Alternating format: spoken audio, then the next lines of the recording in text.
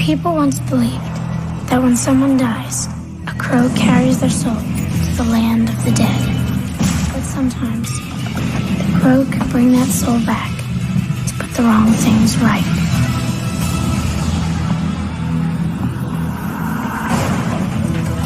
You're all going to die.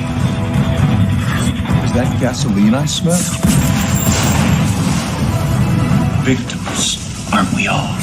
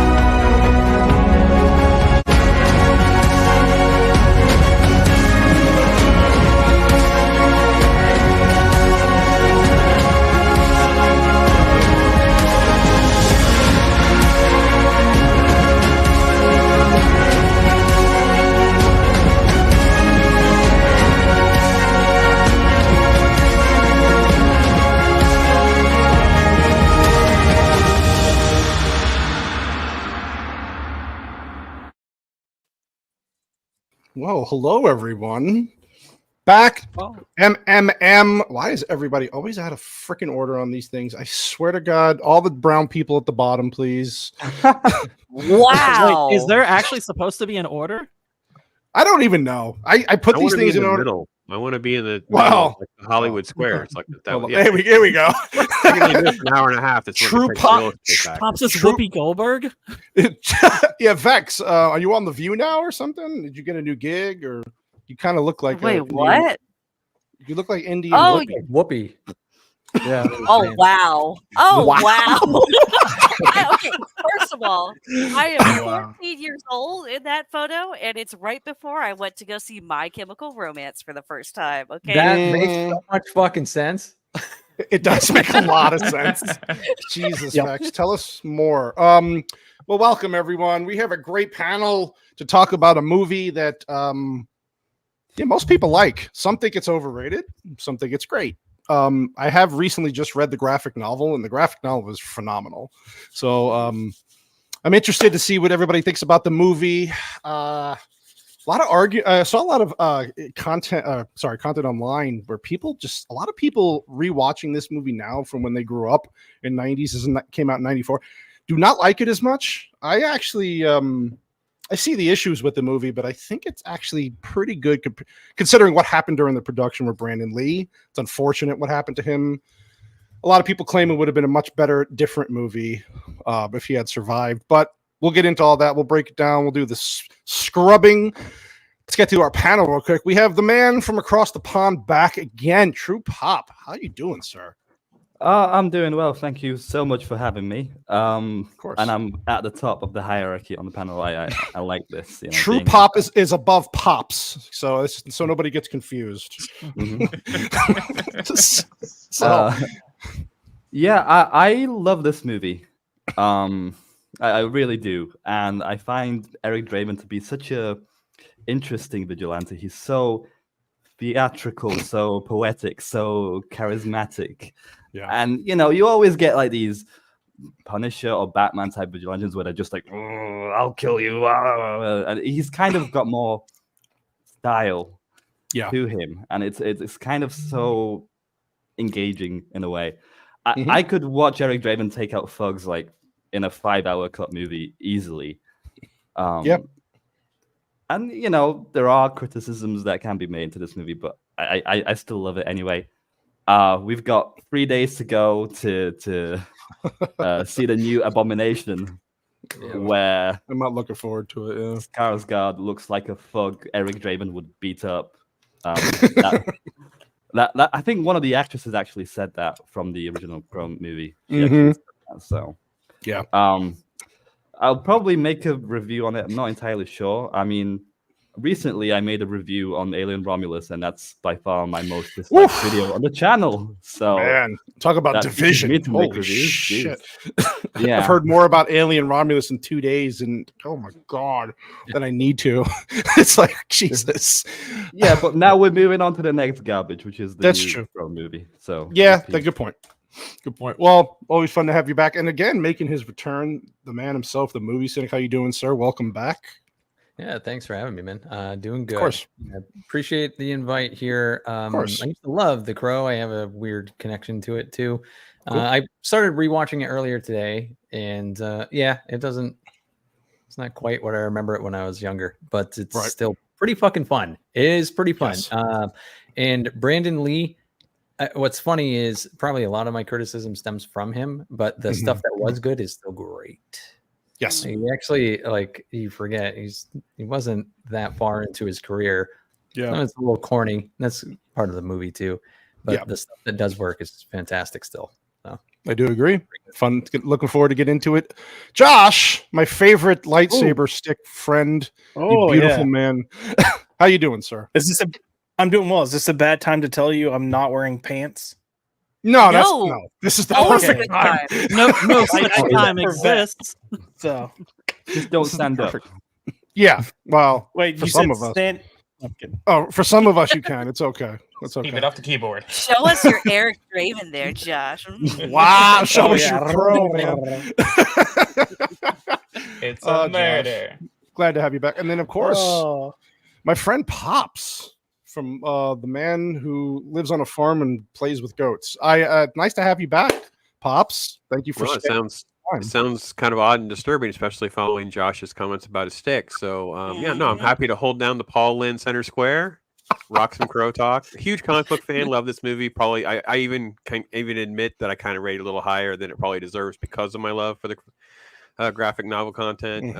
It's one of these things too where it's like you have to read a lot of Crow comics to see the adaptation, because it's not like a small story. It's not like well, just read these first 5 issues and that's what. No, it's kind of like you got to read a lot of comics to see. Oh, look, they picked up this one scene here, this one moment here, this one moment there. But it's one of the few times I feel like I can watch a comic book movie and I'm in the comic book world that the creator intended us to kind of be in. Right. I will say that does come with some of the valid criticisms, like some of the cheekiness and stuff. Yeah, I put a link in the private chat for folks to buy that exact special edition hard copy on Amazon. I can't beat that price, so yeah, get it from Amazon. Sent the link there for you guys. But I bought it as well some time ago. I do own it. Yeah, mine's back there somewhere. I haven't finished it. It's really good. It gives you that first run, and some of those original comics are really hard to come by, especially in good condition, because you'll find people who want $100 just for the first print of those, because it's just they're just so rare. But it's filled the silly dialogue and some of the cheesiness and whatever that's from is from the comic book too. Like there is some of that kind of stuff that kind of carried over. Yeah. So yeah, looking forward to talking about a fun movie and being here as always with this wonderful folks. And thanks for having me. Of course, buddy. Anytime. Vex Goldberg, how are you doing over there? How are you doing over there today? You know what? My Joker cosplay looks more like a Crow cosplay, you meanies. There you go. Put it in black and white. There you go. You want to know how I became the Crow? You want to know how I got these feathers? Skies. I actually thought this movie was overrated when I rewatched it a few months ago, but then I I read the graphic novel, loved the graphic novel, and then rewatched it yesterday for this stream, and I actually would rank this probably the best adaptation of any source material from like book to film. I think it takes a lot of the good elements from the comic book. It doesn't try to overstay its welcome in some of them. It's aged very poorly. Like it just feels like the technology and style of the 90s kind of limits a lot of what you could see, and that's something I'm sort of looking forward to in the new Crow movie, like to just see if they can get more of that like violence and intensity through with modern day technology. But You know what? I would have thought that this movie was overrated a week ago, and now I'm just kind of like, this movie's pretty fucking dope. I like this movie a lot. Very good, very good. Yeah, I'm excited. Minus a few little things that still don't hold up very well, and some of the plot, especially towards the end, gets a little goofy. But yeah, I agree with you. I think reading the book did help me appreciate the movie more. Just picking those little things. Like I said, they got the aesthetic perfect of the shitty city, Detroit, whatever the fuck it was, and they got that right. They really made it a shithole in the book. Change a thing about no, oh my god, that comes across in the movie. Guard King, you emo pumpkin, you. How are you doing, sir? I'm great. Yeah, I got myself in the spirit of emo for this movie. Put a brand new cut across my arm every time I watch it. That's the one great thing about the upcoming one is that the lead actor's got Scar in his last name. Scar. But I do like this. I do like this movie. It's pretty solid. Definitely has some issues. Definitely has some corniness. So I think the corniness is largely pretty fun. I think it knows what it's. I think it knows what it's doing in that respect. Probably would have been a better movie if Brandon Lee had survived. And that's obviously very unfortunate. It does cast a bit of a pall over the movie, but right. I think I like it. It's solid, really entertaining, really fun, definitely rewatchable. And I think the best thing about the movie, legacy-wise, is I kind of feel like this paved the way for future R-rated comic book adaptations. I mean, there were a couple of others before it, but this is really the first one that really got it right. Changes things. Yep, I agree. Moist White Bear. Can we clarify that again? Say that again. It was the first comic book movie that got it right? Well, no, the first R-rated comic adaptation that I think really, I think that really was kind of successful. As far as comic superhero type movies, that kind of thing. Obviously, there are Howard. Huh? What are you saying about Howard the Duck? Come on. That movie. Oh yeah. That movie's PG, believe it or not. R-rated. You get Duckwood, but it's okay. That's okay. I know they had attempted the Punisher and stuff like that. But, most people weren't too hot on that. Attempted is right. Yeah. Moist White Bear. Hola. Hello, buddy. How are you doing? Pretty good. I've been doing good. Just raising my chickens and such. Yeah, this movie is apparently controversial. There's a lot of people I heard they're saying, "Oh, it's overrated shit," and that's just not the case. But it's usually people who were either too old to enjoy or too young to get laid because of it. So. Sorry you missed all those daddy years. Your life sucks. Wow. But God. So, yeah. He went there. Yes, many times. So yeah, I'm ready to do it. Many times. All right. Let's just get into it. Not a very long movie, which I appreciate. It didn't have to be 3 hours long, but gets right to the point, and we go right into October 30th, Devil's Night. So you get that nice 90s CGI. So anybody want to talk about how the movie opens? Because it is different from the book. So whoever wants to jump in real quick. It's more chronological, right? Because in the comic, I think he's just hunting down a crook. It starts off right away, with him hunting people. Yeah. Go ahead. Oh no, you go on. Oh, I was gonna say I actually don't mind this because again, we always have to. I think we forget when we're the fan of something that just because it works well in XYZ medium doesn't mean that translates well to film or television. So I'm actually totally okay with this because this lays the foundation for the tone and the setting really well. So I appreciate that right off the bat. It's dark, it's gritty, it's gothic, it's wild. It works. Agreed. Yeah, good point. I do think it's also kind of funny that, and it's very well maybe intentional on their part, but it's funny to me though that the Crow would revive a guy with whose name has the word Raven in it, since ravens and crows are related. It is a thing. Yeah, that's funny. Yeah, that is good. I see what they did there. I see what they did. It's like the little Gotham already built itself, I would like to point out also to anyone in the chat who caught the Lethal Weapon 2 stream that this guy he died after a 6-story fall. That killed him, but in that movie, they fell 7 stories and were fine. So, but they fell in the pool. God damn it! Come on, Lethal Weapon goes harder. John We Wick saw can do Eric it too. Get shot twice in the back though in this film before getting. Well, he gets tossed stabbed out the too, window. but Yeah, so I mean, come on. I'm trying to CNN the story. Leave it alone. The other guy got False tagged news. by Mel Gibson though. Yeah, You and I like Yeah, that. saying the fall killed him though. That's like signing off as a COVID death. I guess the weird thing is Ernie Hudson specifically like brings up the fall as though it is the cause of death. I was like, well, he got stabbed and shot too. A lot of things happened before that, but yeah, this is where you get the young girl in the movie giving her voiceover about how a crow can bring somebody back and blah blah blah blah blah. It was good. It's a nice intro. I like it. Sarah. Sorry, Sarah. Excuse me. She's a woman. She's not important to me. Just like all the other women in this movie. Pretty much. Yeah. No shit. Yeah, I like Ernie Hudson in this role. He has a much bigger role in the movie than he does in the book, of course. Even Sarah has a very minor part in the book, but I don't mind her having a bigger role in the movie. It does work.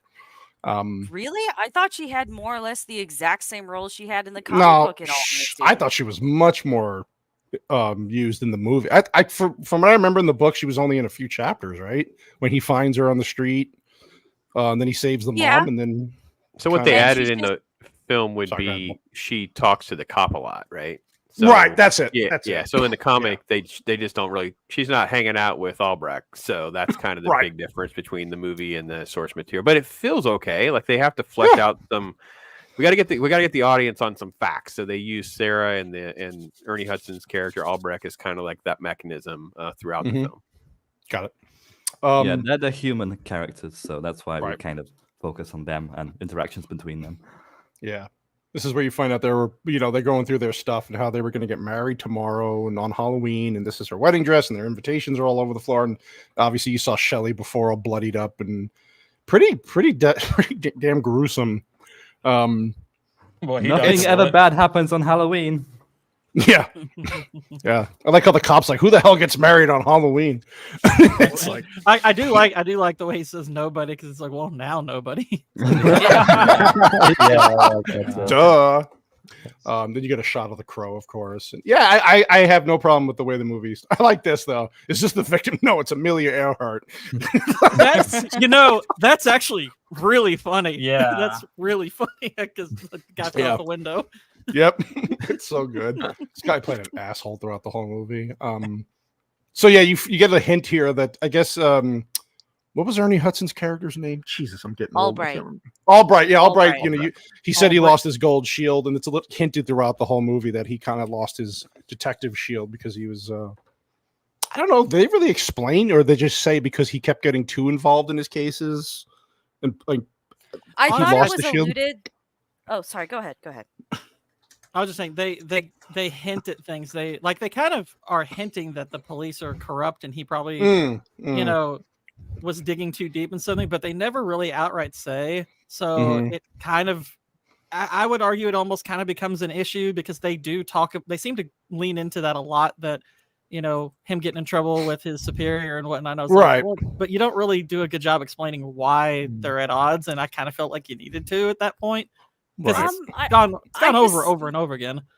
Yeah, I disagree with you. I don't think it needed to be explained out because, yeah, I got the corruption angle too, and it's just like, oh, he's actually trying to do his job and save the city. So I need to get him out of this position where he has more power and just make him a beat cop, and that solves all of my issues, kind of deal. I feel like it's also sort of hinted to that because. Here he has the shield at the beginning, but then he loses it later, like a year forward when the events start to unfold. So I also kind of just put 2 and 2 together that maybe it's the fact that he stayed with Shelley when she was in the hospital for 30 plus hours. And it's like him kind of abandoning his duties and him trying to do the right thing with this entire case is ultimately what kind of got him demoted. Is there anything in the graphic novel about the cops being corrupt or anything? Yeah, it's Detroit. Yeah. Well, I mean specifically beyond it being Detroit. I guess because I was sort of wondering. I mean, it was just what I was wondering is if they're if you had outright stated that they were corrupt, you could have worked into where Draven might have gone after that particular officer because, like, you know, if he's corrupt and he's compromised, maybe he would have had something to do with it and been worthy of that kind of vengeance. I didn't know if there was some plan to go with that angle, and that was taken out because of his death. But you know, because I haven't read the graphic novel, I don't know if that was there or not. I mean, they hinted things, that the cops are corrupt and part of the problem, and but yeah, I don't remember. The comic that most of the comics, again, I haven't read some of, like, there are standalone stories that have come along much later, so I apologize if I'm out of turn, but I know the original stuff, it spends most of its time on just him being a vigilante. It's just him enacting revenge. The cops are really kind of irrelevant. They're just, you know, Albrecht's the one that's called out by name. He has sort of like there's also like a cat in the comic. Gabriel's his cat. He leaves the cat to the cop, things like that. So it's little pieces that don't totally line up. But I think that these are the two characters that are used as a mechanism for the audience to have a clue to what's going on. We got reasons for exposition and things to keep the audience up to date on what's going on. Beyond that, I think too, it's like your anchor as a viewer, because these are the only two normal people you're going to see, is the cop and this little girl. Everyone else is so extreme. Also, the poor actress playing Sarah is so bad. I get she's a kid actress, but my God, she's awful. Yeah. Have you seen this show called Acolyte? It's worse. Two things can be true at the same time. It's true. It's true. Yeah, you get a little backstory about how Sarah knows them, and how they, Shelley and Eric took care of Sarah, and so whatever. So obviously she's sad that she's dying, and this is where you get the. Is this where the gravesite is? Finally, where the crow's sitting on top of the. Okay, yeah. She visits the grave.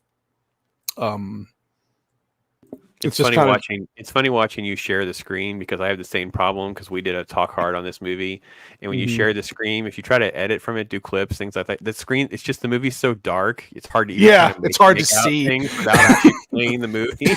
You can't really get a higher resolution when it's paused and stuff. So I know. Do you think this movie would have benefited from being like kind of like Sin City, like a black and white in a way? No. Probably. I love the color palette of this movie. We wouldn't. I think for the time, I don't know who was old enough to have seen this in the theater when it dropped, but a black and white film needed to have a certain time and play. I don't know. Sin City's like the perfect storm of it working. Just works, This was just the perfect blend of the right time, because it didn't even matter. Like, normies went with us and didn't care it's a comic book. Most people didn't know it was a comic book. I feel like that was the same about Blade too. Like, this movie, Blade, like, most people didn't know it was a comic book movie when it first came out. Yeah. That's what we found out with later, because obviously we're deep down the rabbit hole when people like find out like Men in Black was a comic book, or you get to From Hell and things like that. You're like, what do you mean it's a comic book? Like, comic books way. Yeah, I didn't learn until like about 5 months ago, and even then is people saying, well, the novel's better, and I was like, well, I don't give a fuck, this is a great movie. It worked. The black and white works for the graphic novel perfectly. It's just that the movie is so dark. They should maybe do that for the they should have done that for the 2023 Crow. Experiment a little, black and white, whatever, well, the other thing Sin City did really good is it's mostly black and white, but there's some really good insertions of color. Yeah. Race joke? Is that a race joke, Gord? Yeah, dude, we're like 20 minutes in, and you're already dropping them. Never mind. Just drop the N word. Why don't you? Jeez. Yeah. Now Sarah's a hot dogger. Yeah. So this is where you get a little the camaraderie between the cop and Sarah, and it's nice. I like it how she has no father figure. Her mom's a freaking whore, basically. In all the words, and drug eats, so she has like a drug addict. Yeah. Nobody else. Why does that poor actress always play a whore? Because she's in this. She's in Unforgiven as well. She's in True Romance. True Romance. They're not explicit about her being a prostitute, but I'm pretty sure she is. But in all three of those movies, she's basically a whore. She's good at what she does, Gord. She's typecast, unfortunately. Sometimes we just have that look. Yeah. Got another role for you. You're playing a whore again. Stick with what you know.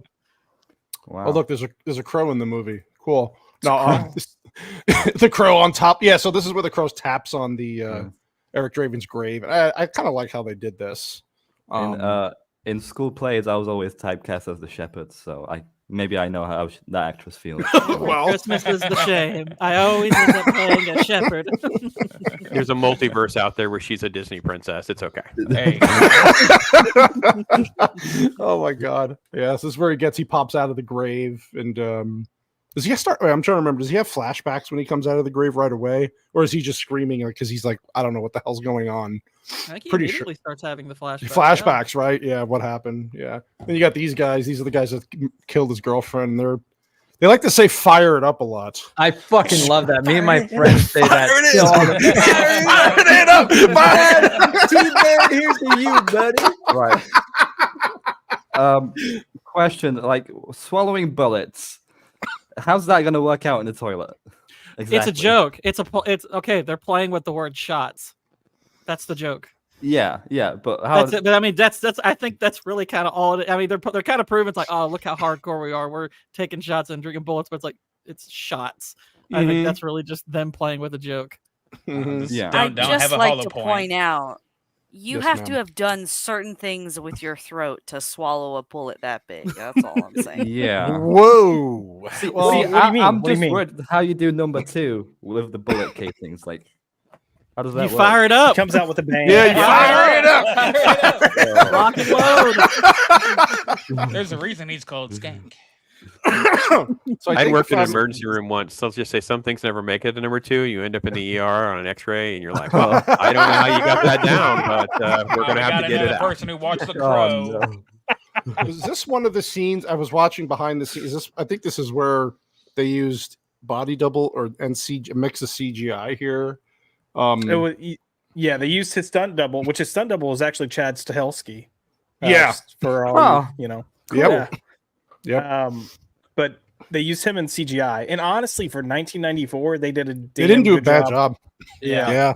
Honestly, man, like I've watched this movie a number of times throughout my life, and I never really picked up where it was. Same.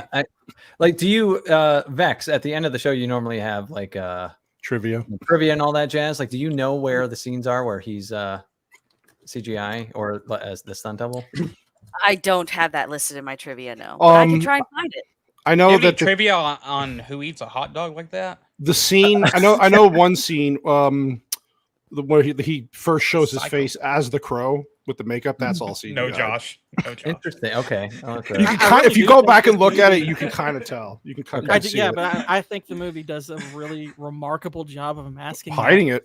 I think if you're not looking for it, you really wouldn't not know. going to notice at all. Oh, in the scene when they show him falling out of the window. That So was when it supposed to be- happened Go ahead, sorry. over the news, they actually showed a few scenes. Yeah. It was just like a few months. I guess no, actually, it was like half a year after the movie itself, just because it took a long time for those to come to VHS, and they showed it on Larry King or something like that back when I was a kid. But like one of the scenes when he's coming out against the rain, and also later on, whenever he's been after he's lost his powers or whatever, they show a scene like that. Yeah, because the scene the when- rain follows him for some reason. Yeah, and then when he falls out of the window, when they show him actually falling out of the window, they use CGI there. Well, I guess it was supposed to be a stunt double initially falling out, doing it as a real scene, and then like obviously the cushion, whatever they use at the bottom of but they had to CGI it all out. So if you, like I said, if you go back and kind of nitpick at everything and scrutinize it, you can kind of tell. There's a video on YouTube that I watched. It was like a 30-minute thing about how they did it. It was pretty interesting. So I'll probably watch that after this. it was, show. yeah, I got. If I find it, I'll send it to you. It was really good. Cool. Yeah, please do. Yeah.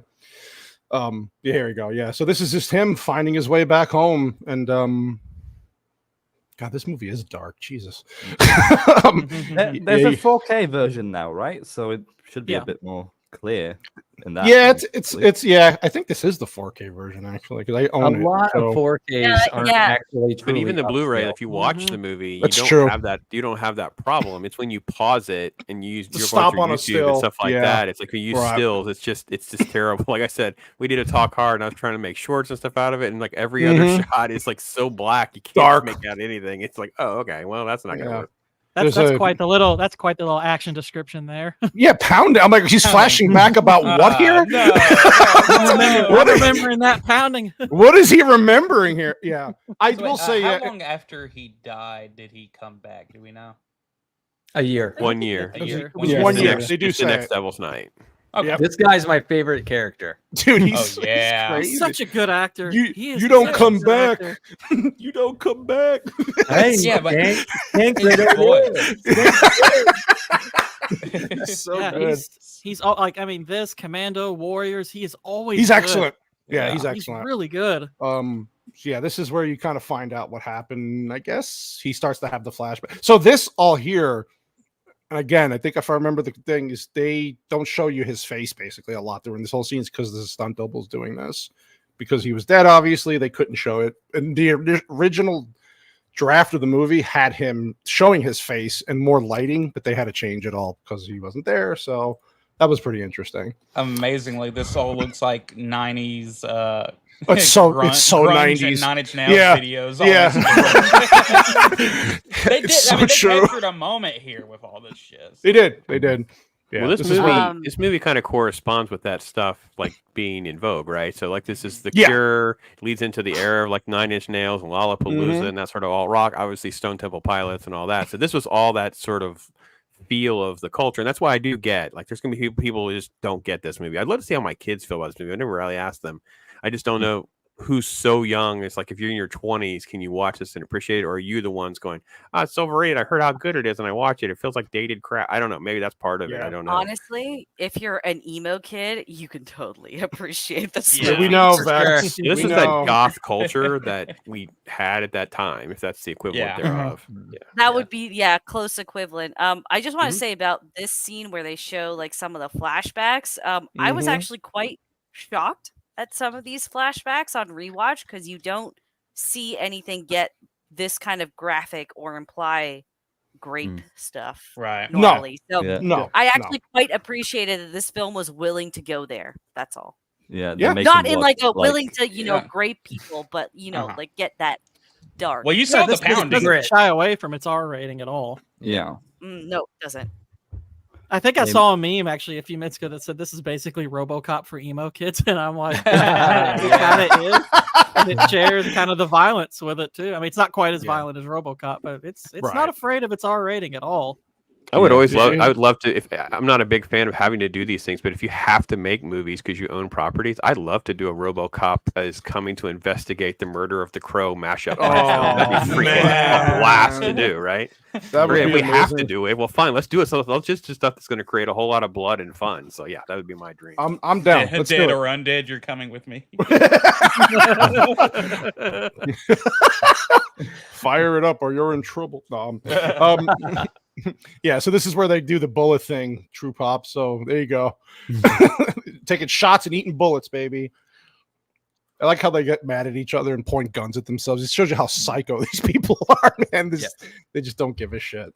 But yeah, it's pretty. And then if Eric Draven wasn't around, I doubt these guys would last. What you saying, Pops? The thing. They're gonna die at some point in the next 5 years anyway. Like all of them. Yeah. Yep. What are you saying for you? Nothing else. I was going to ask for you and like Josh. I mean, like the thing about the movie that does so well, especially rereading the comics recently, maybe if actually you read it recently as well, they capture the essence of these like stupid, crazy criminal behavior, which is really weird and out of place in the comic. Like for its time in the 80s when that comic came out, we're like, what? Who behaves like this? Like it was just one just up and shoots the other one in the face, and just like all sorts of just strange. Like it was so abrupt. It was all about setting the Crow up for his big vengeance nights and things like that. But the movie makes you feel like, oh, I kind of get this like crazy world that I'm in. I actually felt believable. And I didn't, as I was revisiting the movie, that's one of the things that kind of occurred to me. Like, that actually he doesn't get credit for pulling that part off. And I thought, I agree with you. That's the first thing we were talking in our chat over the weekend. I was like, it does a lot from, like, not only the aesthetic of Detroit and the city, but those little things, like you said, with the characters. It does a great job of it. Yeah, I agree. I think it does pull what it does. Like Vex said, when it pulls some of the stuff off, it does it very, very well. True. The Pussycat. That's what I call Gore King on the weekends. Hey, Pussycat. I don't want to speak for Whitey, but anyone that thinks these guys are over the top or unrealistic, just come hang out with us in the Deep South, and we'll show you potentially inbred retards that are around us. He lives in the Deep South. I mean, I saw the lady. I was like, that's every other waitress. I mean, he lives in Tennessee. I mean, I don't know how much more south you can get. No, I said I don't want to speak for him, but I'm saying come hang out with him or because we're both Deep South in our own respects. We go to Central Florida, like in Lakeland or something, where we have all the meth heads and stuff. I'm like, I got that's what I'm saying. Trust me, they're naming themselves T-Bird and Tintin for sure. See, that's what I'm saying. I'm in Arizona. I'm in Arizona, so we get the white trash meth heads here as well. Like I get it. Yeah, I get it. So totally understand. Then you get these little flashbacks of them having this like cute little relationship and. She was really heavily. There's a lot more of her backstory with them together in the book. The whole thing basically, right? It was the whole thing was them really having a lot about how good their relationship was, how much they love each other, and I was gonna the movie does a really good job for the first half, like establishing that Shelley really did mean that much to Eric. And that he's come back to kind of do this to what's the word I'm looking for? Not redemption, not retribution, to revenge. Red Dead Redemption. Yeah, revenge. Thank you. Great, as revenge for killing her. I really didn't like that after the halfway point, they just kind of abandoned all the Shelley flashbacks altogether. I found in the comic book that was one of the most moving parts of it, is that you never ever forget for a moment, page to page, how much Shelley meant to Eric. And I feel the movie forgets that at the halfway point. Yeah, I can see that's that. what happens to couples that watch Nightmare Before Christmas and think it's awesome. They think it's real life. Yeah. Jeez. Just a reminder. Yeah. There's him putting his makeup on. Does a pretty good job. One thing I do really like about his character is, even though obviously he's very different as far as his ability, after coming back, you get the sense he is the same person. He still acts like a person. He doesn't act like a, he doesn't necessarily talk like this, ethereal godlike figure or anything. He talks like a person. I mean, he does wax poetic a bit, but he's a musician, so that doesn't feel like it's out of character or inhuman. No, it makes sense. Yeah. And of course, the cat would still be alive, waiting for food. Like, it's like who's been feeding that cat? It's probably been feeding that cat his desk the whole time. Oh God, yeah. This is where we get the. Yeah. Now this is one part they did keep obviously pretty good job from the book to the movie, where the guy who owns the pawn shop. Well, that comes later, but where he goes back to get the ring that he gave Shelley, and where it gets sent to him after that. Yeah, that was pretty good. But this is what's the split? John, he's hilarious. I love him in Coen Brothers movies. He's hilarious. Yeah, so this is where we get the first victim for the Crow. God damn, this movie is so fucking dark. You get the first victim. Wait, this is a year after, so he's only selling the ring just now. Well, no, I think he had. No, he's pawning it completely. He's pawning a different ring. It's in a whole. There's a whole box of rings. Whole ring box. There's a whole box of rings. He goes through the rings, and it's just like he's grabbing ring after ring after ring. So it's kind of yeah. And this is where he's jumping off rooftop. He's jumping off roof. He's Batman. He took basically. it to Mario. If he got divorced by Princess.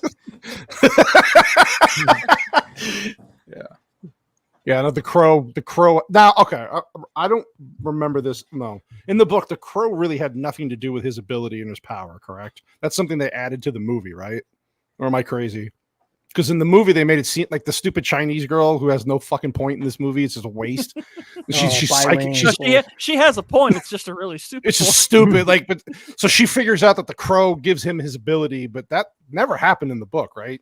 The crow was just a guy. The crow's tied to the ability, but it's not in this weird mystical Asian girl nonsense, Right. and we don't have him seeing through the crow's eyes. Remember the crow's always talking to him in the comic book, like it's almost like a metaphysical voice of reason, like a dark Jiminy Cricket sort of nonsense. And in the movie, it kind of goes sideways with this weird. That definitely is my biggest critique with the film. Is I have no idea why she's in this movie, and that's a weird twist of doing all that. Can I point out? Yes. Sorry, I just wanted to add it is extremely racist that it's a Chinese woman trying to eat this crow. Just what else? It's really not. All of my Chinese siblings, they know animal powers and they see spirit animals, so it's it totally makes sense. And it's not racist because they originally probably had a Detroit person do it, so they said, "Oh, we're just going to go in a completely different direction." I just wanted to ask, like, why the crow specifically? Is there some sort of mythological reason why they use the crow? Does the crow symbolize like afterlife or anything like that? To take your soul onto the next life, depending on like Native American stuff and all that. Crows in symbolism a lot of the time, like death gets associated with them. I mean, heck, a whole group of them is called a murder of crows. I mean, so it just kind of fits.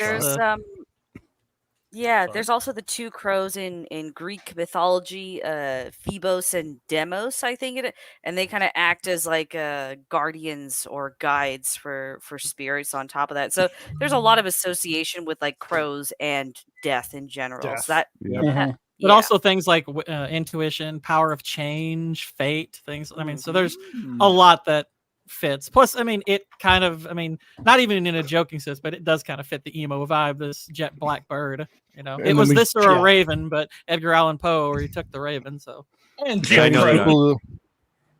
know I keep getting back to that comic book, but there's a ton of great quotes and sort of inserted comments and excerpts and stuff that gives you this crow mythology and this Edgar Allan Poe feel to the entire universe that James O'Barr is writing. So, it feels like this fits. So.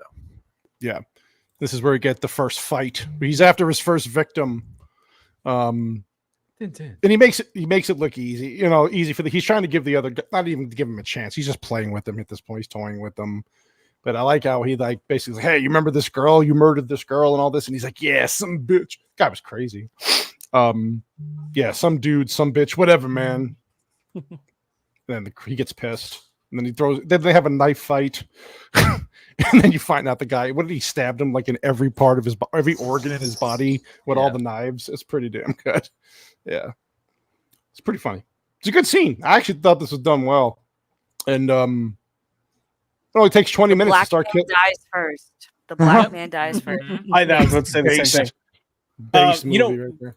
Cannoli, you're talking about how it only takes 20 minutes for the first guy to die. It only took us 15 minutes to actually get the crow. And, wow. A lot of times these days, it's like 45 minutes to an hour before you potentially see your hero. Or if you're a Disney Plus show, it's like 6 hours before you get the costume. That is true. That is a good point. It's kind of funny. Their band name was Hangman's Joke. And a person surviving a hangman would be kind of a joke to one. And somebody who cheated death, I guess. God, this music is so fucking... So 90s, man. Get out of my way, you worms. Yeah. Then we get Candyman over here at the top of the step. Tony Todd. Tony Todd. Candyman. Yeah. And then this is where we get to meet. Is this where we meet the main villain? Yeah, this is the. Oh God! What a wait! Oh, boobs. Well, they didn't show her boobs. That's true. That's true. You know what? The corpse you got to worry about. Yeah, I did appreciate. Oh, sorry. Go ahead. No, sorry. Go ahead. No, you go ahead. Oh, right. Okay. I just want to say, listen. I appreciated seeing this naked woman's backside because it was clearly a natural backside. And so often when an actress says nudity these days, you can tell that they've done some gliding and gleaming and injections or something to give them like a more what's the word? What is gliding and gleaming? I'm going to say, hang on. Can we pause on gleaming in particular? Yeah, what does that even mean? What are we doing? Listen. Let's pause the show for a moment. In fact, can you educate what is gliding and gleaming? Tell us men what that means. Yeah. Okay. So there's this thing that women do right nowadays where basically you can like buffer and move around the fat and cellulite without having to surgically do anything whatsoever. So you can actually like shape your body through like aggressive repeated massage movements. Interesting. Yes. Josh, So, do you have anything to confess right about now? We need to know. for sure. Josh? How much schooling do you need to have that job? Yeah, like it so far it has not worked for my dick. I'll say that. Do you have a lot of fat on your dick, dude? I'm working on it. So it's cheating, basically. Oh my god! It's not jerking; it's gleaning. Whatever Vex just said. So I'm so her ass worried. wasn't jelked, is basically what you're saying. They hadn't jelked. It's like a sculpting thing, basically, but it's just like you can tell that a lot of modern actresses take advantage of that and the laser treatments, and it's just nice to see a real woman's body, even if it is a crazy Chinese woman. Well, she doesn't keep that body for long because by the late 90s, she was so skinny. Oh, yes. Oh, my God. Biling. All that cocaine. Biling. Bling, bling. Biling. We get the main villain who's crying while looking at a snow globe. I hate it. And keep in mind, this is his half sister, so gross. God. Can't you see the family resemblance? He says this is his father's daughter, so this is his half sister. Yeah, he says it. He says, "Don't you see the resemblance?" It's pretty funny. Yeah, so they drug. This is half and half. Yeah, I don't know. She's got this thing with people's eyes. So I guess they drugged this chick. She died, and she cuts her eyes. I don't know. Why is this in the movie? It makes no sense. It's to give her that Cinderella Grimm's fairy tale. She's showing us how Chinese people make chow mein and shit. What the fuck are they doing here? Like, what's the point? The secret recipe is you. Yeah, animals, crows, cats, and people's eyes. There is an eye in China. Oh god! Why they keep on going back and forth to Courtney Cox or whatever? Jesus, poor Sarah. Movie otherwise doesn't have enough hole. Yeah, so Sarah goes. This is where Sarah goes to see her lovely mother, and Neil Young. Neil Young. Oh man, look at my. I feel so sorry for this actor though, for real. Like this, because he's the guy who pulled the trigger and. Yeah, it's funny. He didn't pop back up till 7. He has that really small part in 7, where he gets interviewed, and he looks horribly depressed in that too. And I was like, this guy, because he dropped out of acting for a while. It tormented him that he pulled the trigger. I have trivia on Michael Massey. Okay. We'll get there. We'll get there. Yeah. So good mothering here. While she's messing with this Neil Young here while he's writing his next album. She's Disney her Princess money. Darla is how she should be known. Disney Darla, yeah. She calls her Darla. I like how she calls her by her first name, Darla. Yeah, she gives her money. Go get some food. I already ate. A cop gave me a hot dog. Wouldn't pass these days for. She's like, well, I'm gonna go get my hot dog. Yeah, I'm gonna put a hot dog in a bun. Oh yeah, this is where the crow goes. So this is where he goes to the pawn shop and sees this guy, and this is great. This is one of my favorite scenes in the whole movie. I was gonna say this is probably my favorite scene. Yeah, he's so good here. And it's like Cynic was saying, like this guy really wasn't a serious actor. He was freaking in martial arts movies. I got like 40 minutes in before I had to hop on Bees Up earlier today. But this scene really, it reminded me why this movie was so good to me when I was younger. Yeah, this is a great scene. His acting it's intimidating. It's everything. It's an actual acting performance. I think sometimes he's a little cheesy, and like I said, that could be part of it's just part of the movie. He was young. He didn't like really get deep into his career. So the fact that it was this good, it's almost like a Heath Ledger type of moment. Yeah. I'll kind of piggyback what Cynic is saying, that part of me, I think he could have gone just a little more in terms of, we're talking about how it's kind of corny. I think if he had played it up a little more, it would have kind of played into it a little more. But I wish we would have gotten more of him even before he died. That way you could almost kind of see a juxtaposition. And it looks like the new film is going to try to do that, but this new film just looks terrible. It looks terrible. But I think Brandon's at his best when he doesn't speak. Like, that's when I found him physically terrifying. If he's just there and he doesn't say a word and he starts taking action, I was like, all right, okay. I saw a movie with Brandon Lee and Dolph Lundgren one time, and you remember that shit? I'm gonna just refer to Crow as his work. Well, it's funny because like this movie, he was going to start doing more dramatic roles after this. This was going to catapult him. He wanted to get away from the martial arts shit. I don't know what his next movie project was going to be, but he had said that he was picking. He told his agent, "I want to do more serious roles," because he liked doing this. He was happy that he was able to do this, and unfortunately, it just didn't work out. So it would have been interesting to see. It would have just been able to see him actually get more experience with other directors, right? People who can actually level him up. And also, like you said, Josh, it would have been great to see those scenes that were planned to be filmed, right? And that the precursor to Eric were supposed to be him, and of course he was, sadly tragically killed. So it would have been better to have seen some of that stuff of what actually was probably scripted. Yeah, well, that's interesting. You're not the first person to say that, Cassie. That he was. Yeah, obviously Bruce Lee was never meant to be a great actor, but they said that Brandon Lee had potential, and this showed it off a little bit. So I agree, definitely agree with that. True. Yeah, I love this part with the rings though. Like he gets him, and he's grabbing each one with his eyes closed. Like he's like sensing which one is hers, and then he has a flashback of how they propose. It's good. This is a good scene. It's well done, and he finds it, and then see, he's just got a feel for the rings. And I love how he goes back to the front. First he pours gasoline everywhere, and this guy's begging for his life. And I love how he's throwing the rings back at him, the other ones, and he's like, each one of these is a life you destroyed. I was like, oh god, so good. Love it. I could watch these scenes on repeat. They're so good. Yeah, it's so good. It's so good. Jesus Christ, Dark Hour. What the fuck? God. Yeah, see, each one of these, and he's bad joke. Yeah, then he's got the he basically tells him, I'm not going to kill you, but I want to get, what the hell's the main bad guy's name? See, I hate him so much. Top Dollar. Top Dollar, yeah. Top Dollar. Dark Hour? Oh, Top Dollar. Oh, Dark Hour, yeah. Yeah. I love this. Yeah, then I love the line. The line, he's like, "Is that gasoline?" And then Vex made a good point. It was like it's nice seeing an actual explosion in a movie that's not CGI. You just forgot the practicality of this is done really well.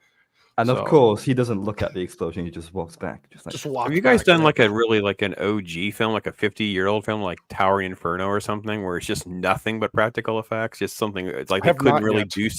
Yeah, you just do something like Towering Inferno sometime where all of that water and all that fire was practical. It's just crazy. Yeah, that's not a bad idea.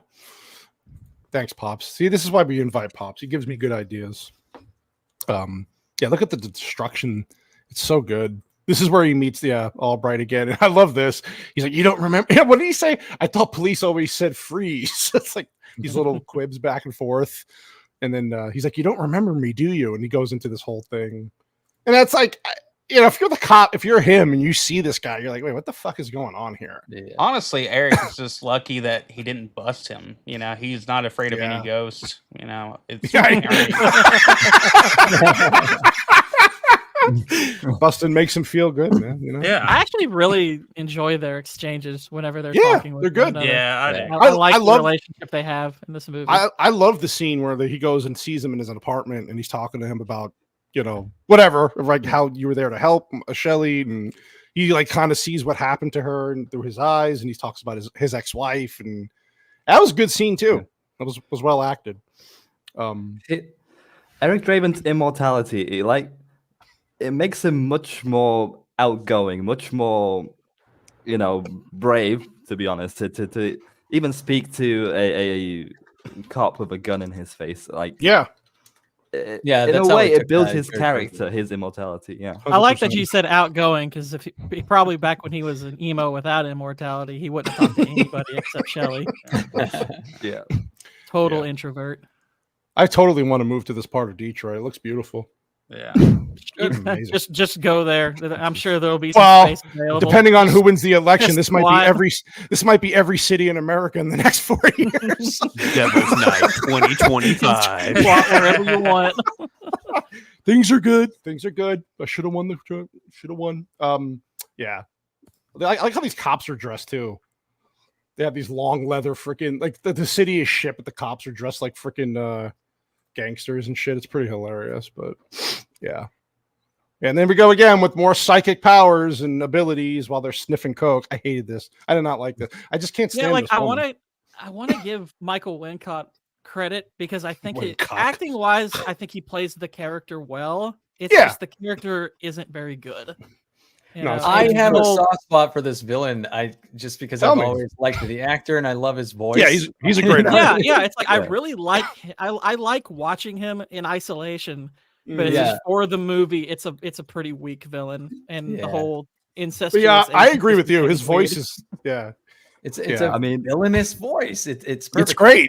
And I like when like I said, I didn't finish the movie today, unfortunately. So I'm running off of memory. But I really didn't take that they were actually related.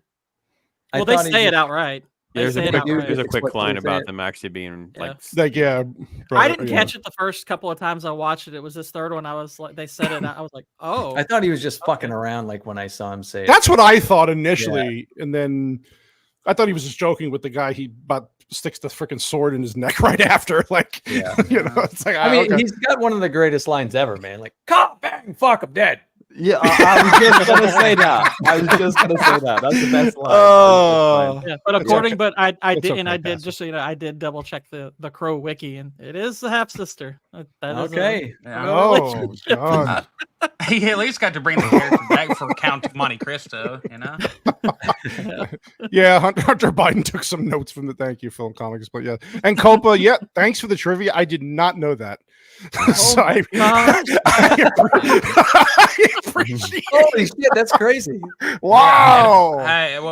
It apparently really killed his career. You should tweet that out, dude. It'll probably go viral. The first That's crazy. I thought movie, Bruce Lee was the one that was shot. Yeah, Bush brought up earlier. This really movie ruined confused. Brandon Lee's career. So. Oh God. Anyway, so they're talking about how the guy's store burned down. He's like, I didn't hear about that. How did that happen? Well, you're too busy fucking your sister, bro. I don't know what to tell you. Sniffing coke. I don't know what you're doing, but get out of the house more. There's Sarah again. This is where she. This is where she. This is where she meets him again for the first time. Yeah. And he says that line. Can't rain all the time. It's a great line, great delivery too. He says it. Yeah. Can I just add, because there's only a handful of moments where Eric does this, but and this kind of shows off that Brandon Lee really was his time was cut short. He manages to play between that psychotic nature of the Crow and then the sweet innocence of the humanity of Brandon Lee really well sporadically throughout the film. So I actually, even though he sounded kind of geeky, oh my god, he sounded like that sometimes. Wait, how did that go? Oh my god! Oh my god! I sound like a Jewish woman from Florida.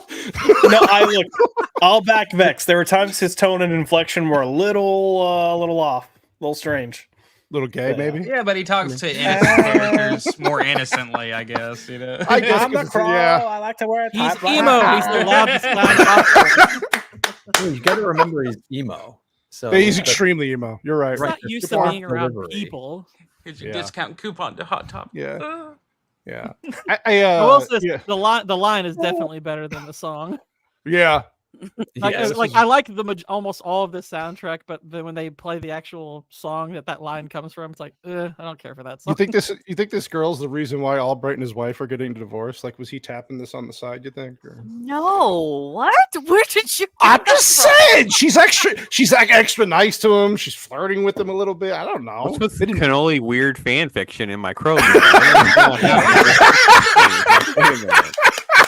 Listen, I'm like, wait, stop the movie. We're gonna have some weird, affair fan fiction from Cannoli of all people. Pops, as somebody who's read the comic, do you think he was tapping that? Do you think it's a comic matter enough for it to happen? Police are already a union. They just gotta make it a holy one. Oh God, he's trying to figure out how to apply for the Ghostbusters gig and get out of freaking Detroit. Oh, I know. She looks over at Ernie. That's a big Twinkie. You should see my glizzy. Okay, sorry, my autism just spewed out there for a second. I It's apologize. spiking a little bit. Yeah. A little bit. It's okay. It's okay. It's okay. I got it. Yeah, this is where we get Shelly's mom or Sarah's mom, sorry, doing her thing. That looks healthy. That looks nice. Yeah. Yeah. This was like shot for shot, though. A couple panels in the comic book, which I was quite impressed with. Brandon expresses well that in his nature, he really is an vengeful, hateful person. He does a lot to make you feel guilty for embracing him as a protagonist, despite doing bad things. Yeah, I would agree with that. I also think like John Wick. I don't need too much to, right? You know, get behind someone seeking revenge for something awful that they. That's true. That's true. Yeah. But the additional things, like, you know, we're joking about his delivery and stuff, but the taking the edge off, like it's almost like a superhero juxtaposition, right? Like when Peter Parker has the Spider-Man mask on, that's when he's quippy and he feels invincible. And then when he's, you know, maskless and more vulnerable, he's his real self. I feel like he's like that with the kiddo there. Makes whatever sense. Her name is, Shelly or whatever the kid's name is. Sarah. Yeah, I mean, yeah, whatever. Not important. She's a woman. Not important. Nah, man, it's Sarah. Sarah. I mean, Sarah. Sarah. Superheroes are like that in general with kids. I mean, Spider-Man with the kid who collects comics. What's it? I can't remember the exact title of that. Or the kid that was dying. Yeah, well, the kid was dying. Yeah, he was very sincere, very kind of. It looks like he's strumming more than his guitar right here. But I'm just saying, pounding. He's gleaming. Yeah, gliding and gleaming. Gliding, That's what's happening in this. I love how he just takes a Again, guitar more with him cannoli everywhere. fan fiction. I'm sorry. Listen, I'm sorry. I was, you know, yeah, this was good. Don't do that, man. You almost gave me a heart attack. Yeah, this is good. This is good. Little redemption here for the mom coming up. But I like, so he shoots him here in the hand, and I love how he plays it off. He's like, the maniacal laughter as he really the audio changed so weirdly. Yeah, this sucks because it's like it is 90s, and his acting behind that prosthetic is so fucking good that like it unfortunately sucks. It takes away a little bit because because his performance here is fantastic. His maniacal laughter is it's so compelling. I agree with you. Yeah, his face and his laughter kind of it saves the bad CGI. Yeah, dude, when he turns around and goes, "Woo!" Like really fun. Look at his face. Really good stuff. That's a good look. That's a good. Yeah, shot. really. He really did have the perfect face shape for this role. I mean, dude, he rocks. He rocks that painted face look really well. Yeah. This guy's just laughing. He's like, "What the hell are you, man?" He's like, "That was pretty cool, dude. Fire it up, man." This He's probably not totally sure what he's seeing is real. Yeah, morphine. Yeah. Is that what he's on? Is he? He's on morphine. Well, I know she is. He says she's on morphine. I like how he just he shoots him. He passes out, and then he obviously sees he's one of the guys that raped Shelly and drags him into the toilet. Raped. You can't say that word. Well, nobody cares about this. You're monetized now. Oh shit, that's right. I forgot. I'm finally fully monetized. God damn it! I'm gonna use that 1,000 subscriber lingo. Hashtag RIP monetization. There we go. Yeah, glad I was here for it. I'll just trim it out, damn it. But how is the water heater covered in more shit than the toilet?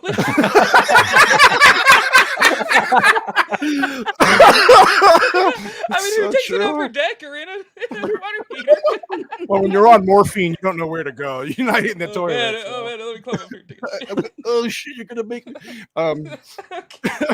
Yeah, I'll never unsee that now. Cool. I like this part. I like where This is a good part. He gives her a whole speech about mothers being. What the hell does he say? Something like mother. Mother is the name of God. Yeah. Children's lips everywhere. Something like that. Yeah. Excellent. Very deep line. And then he grabs her arm, and the morphine comes pouring out of her arm, and it's like, all right, this is your chance to go. Your daughter's waiting for you on the streets. Yeah, see, there you go. In the 90s, this was the best freaking scene ever, man. I'm telling you. It was great. When this first happened, this was so freaking good. I was like, wow. Fantastic. Really heavy, good stuff. Great metaphor. Yeah. And I like how there's Princess Darla looking traumatized. It's fantastic. She's like, a great detox program too. Every time, like you did those like dare events in school, they'd have to show this scene. Yeah, really. Even though I love this scene, it does make me question his like abilities. Can he just pump out anything? Everything like that? Yeah, I kind of agree because it's like, how did he know he could do that? That's a little odd. It's like is it that intuitive? Or, yeah. No. What I definitely criticize is the powers. Yeah, kind of inconsistent. But the movie doesn't really define powers like what he can do. It does kind of leave it open. Yeah. Oh, thank you, Zach, for being a member for a whole year. You beautiful shouldered Canadian man. Let's see. I'm going to do this one for you. How about this? Hold on. Have you fixed your audio before you play that? We're going to find out. I did what Stupenzo told me. So if not, you can yell at me like you usually do. So hold on. Good. In a bar. The pencil. I know. I've heard the story, sir. Fucking pencil. Who the fuck can do that?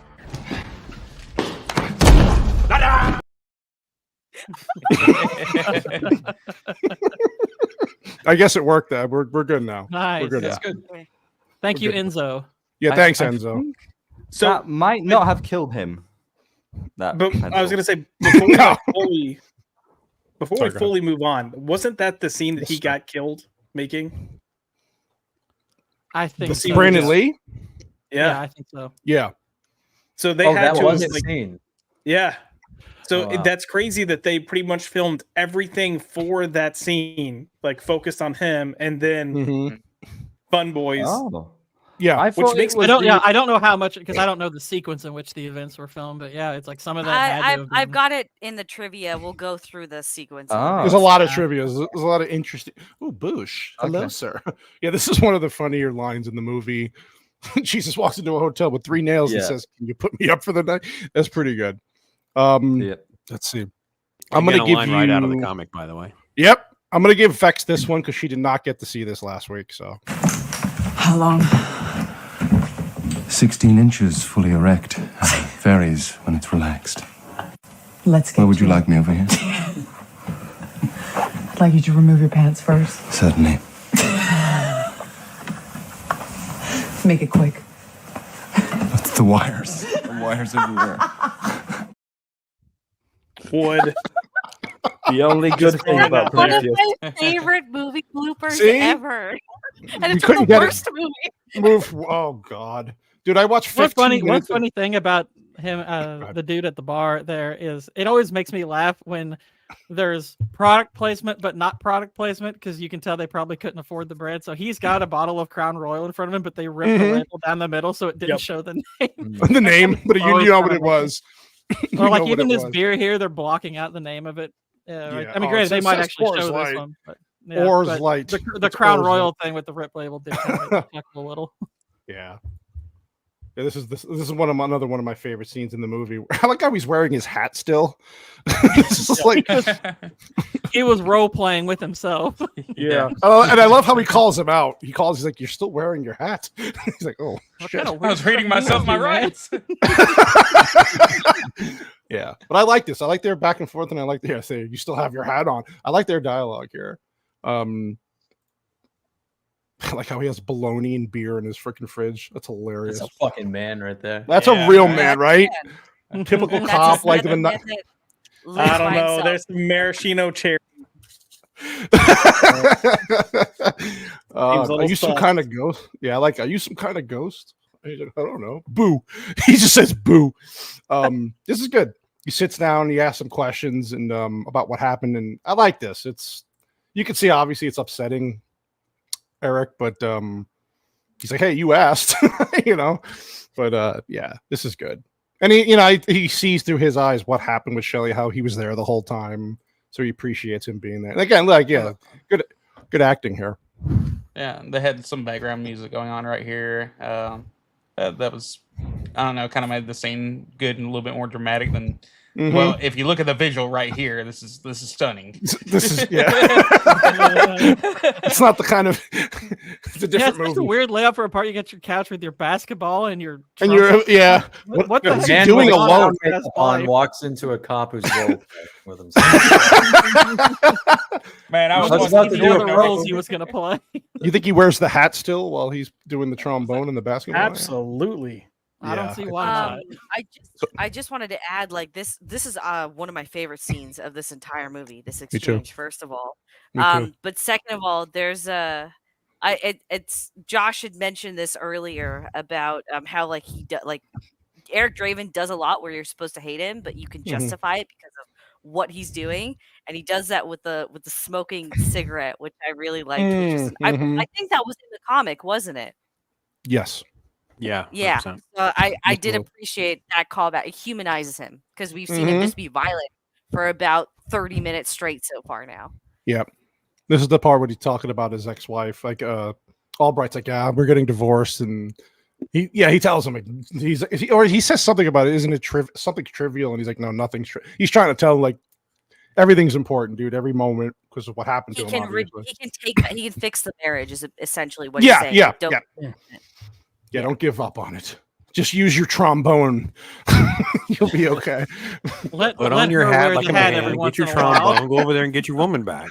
Yeah, and I love this. You're gonna go out the window. He's like, "No, I thought I'd use the front door." I like that line. Yeah, something so Batman would never do. No, Batman would tell him, "I don't need you." Yeah, this is good. He's so human. Like, I love this scene. Like, he's so different than other vigilantes, and it just makes me love him. Says to him, like, "I'm really sorry what happened to you and your girlfriend." He's just like, "Yeah," like you're expecting him to say something like "Thank you," he's just like, "Yeah." It's like, what else? It's like, what could he say? Yeah, what can you say in that situation? Yeah, I think part of what it is he has the appearance of what we would think of as a superhero, but he's not putting on an alter ego. It's him, but he has white blackface paint on. And he's immortal. But thanks, Whitey. His persona is the same. Just tell me, Eric, what was the color of the first man you killed when you came back? Right. Whitey, you're a beautiful man. Hey, you can't. DEI and die are they're the same word. They're the same words. Same words. Yeah. I'll give you this one, Whitey, because that's my favorite one. Forget about it. Forget about it. Forget about it. Forget about it. Now forget about it. Forget about it. It's already forgotten. Forget about it. Yeah. So this is where we get the interaction of where he kind of admits that they're brother and sister. But this is the guy who has the store blown up, and he's going to him. And this guy's crazy. Like, if you know who the villain really is, the way he talks to him, you knew he was gonna die. It was just obvious.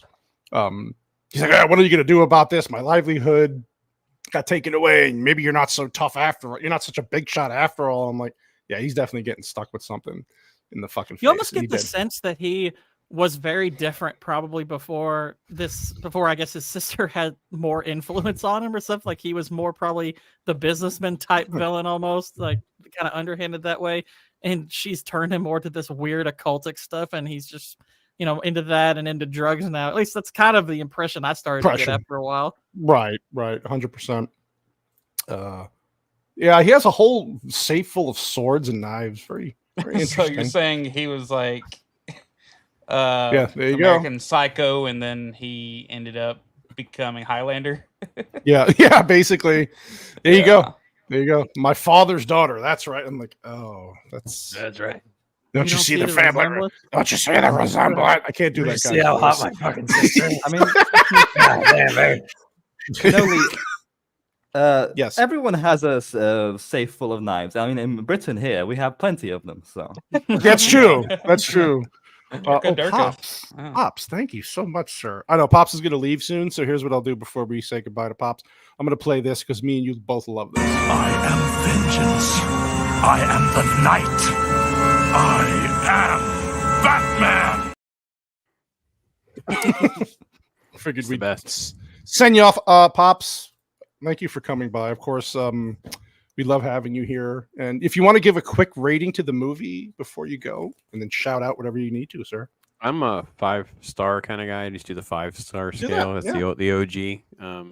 I do 4 out of 5 on this. Very solid for me. Even though I will admit there's probably a little bias on the high. Probably a 3.5 is probably more fair. 7, but yeah, the rewatchability for me is it's like 100% for that. I watch it every single year, probably twice at some point or another, but I watch it at least once a year.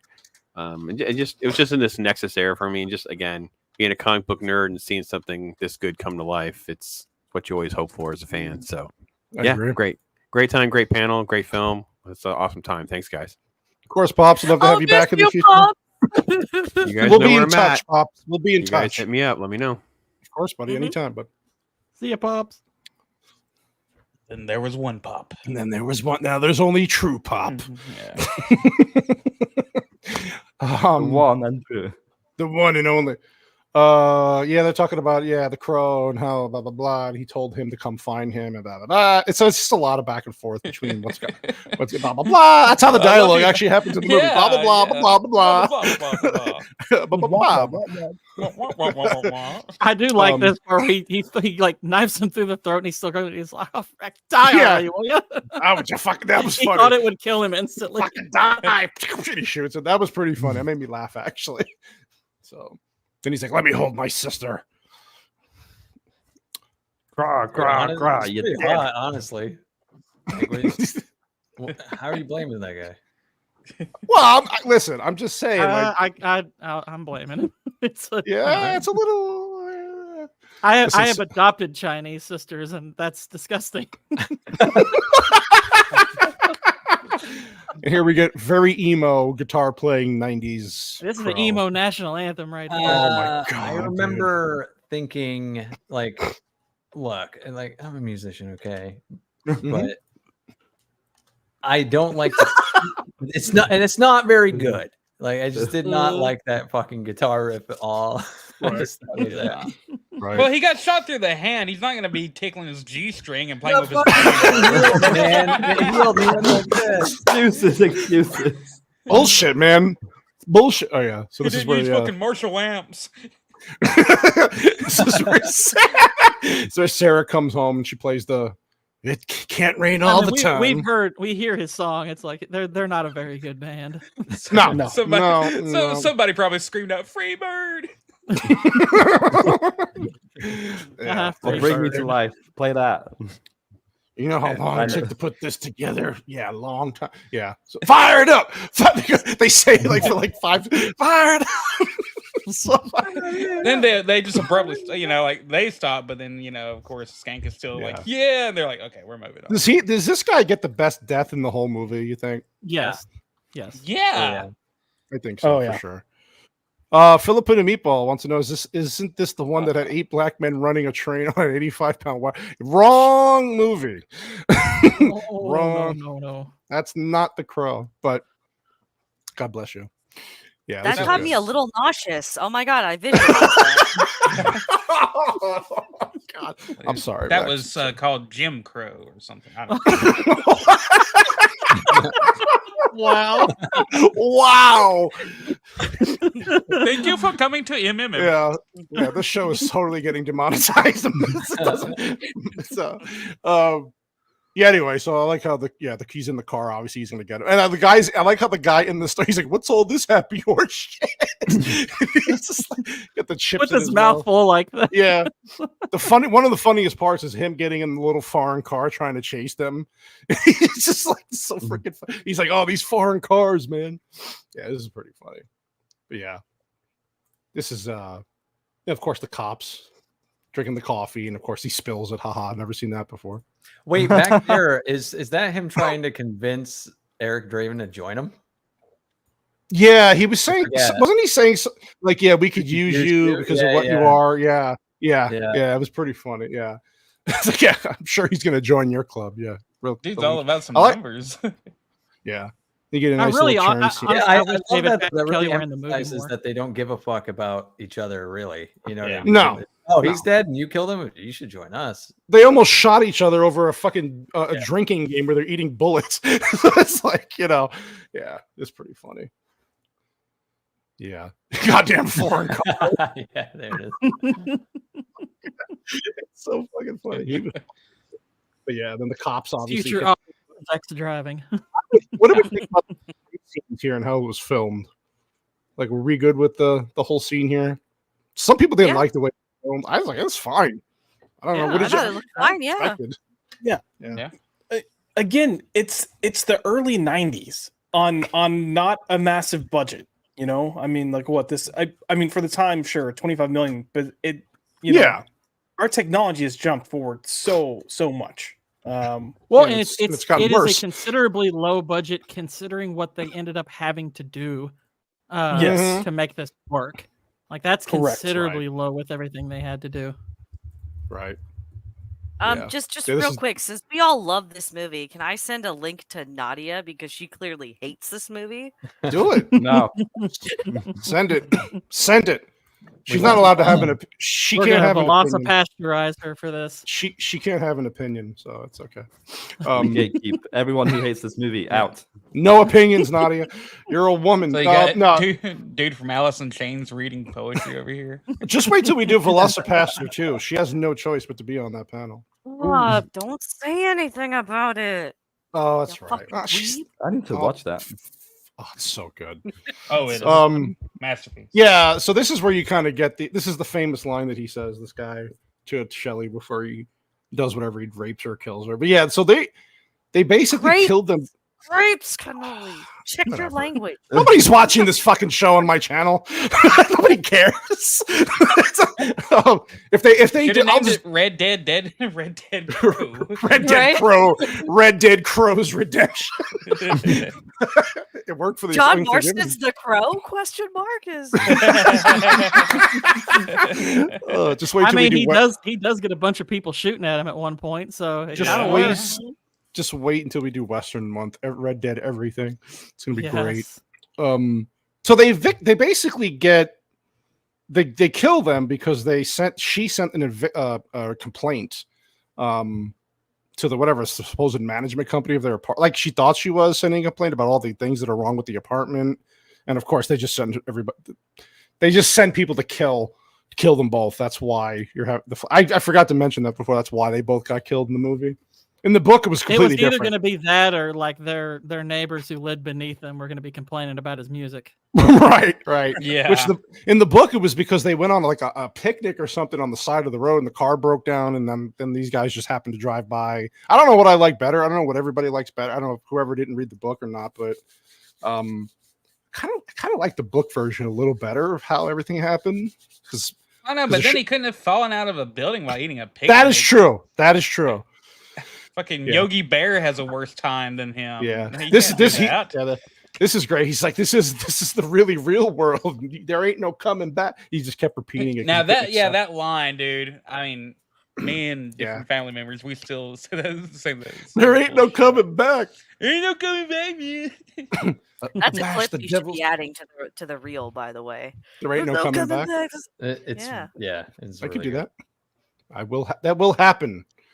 Yeah, this is a gruesome death, man. He's tied. Fire it up. Burning. I really wanted this guy to die. Yeah, just a little bit. Car explodes. That was a great scene.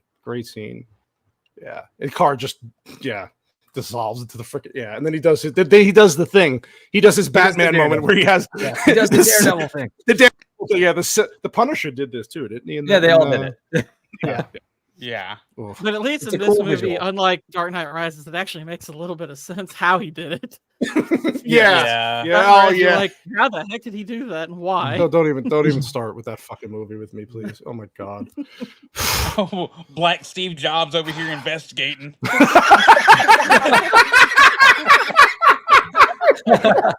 It looks as though he done come out this grave.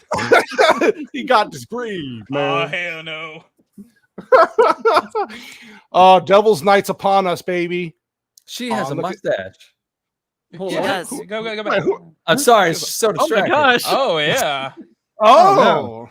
It looks like Chris Rock with a wig. Trans representation. Bigger and blacker, babe. Oh, anyway. Yeah.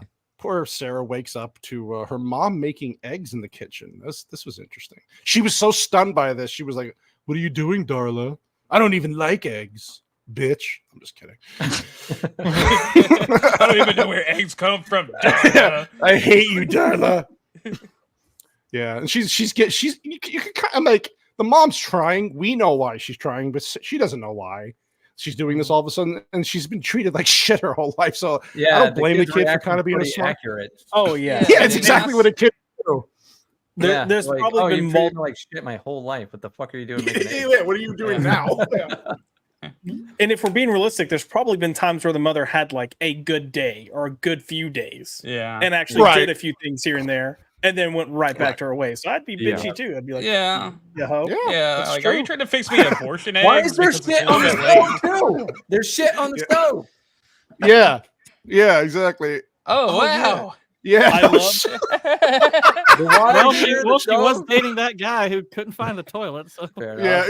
What's the name? What was the name of that character? The guy that shot Eric, or shot Brandon. Fun Boy. Fun Boy. Well, yeah, he's having a lot of fun on all the fucking appliances in the house. Shitting everywhere. They're getting kinky, man. Yeah, and I like how the mom's like, I'm not good at this mom shit. And the kid's smart enough. Completely. I was gonna say this is completely random, but if you actually play this shot, you can tell they're rubber eggs because one of the sides is curling up. Like I don't know.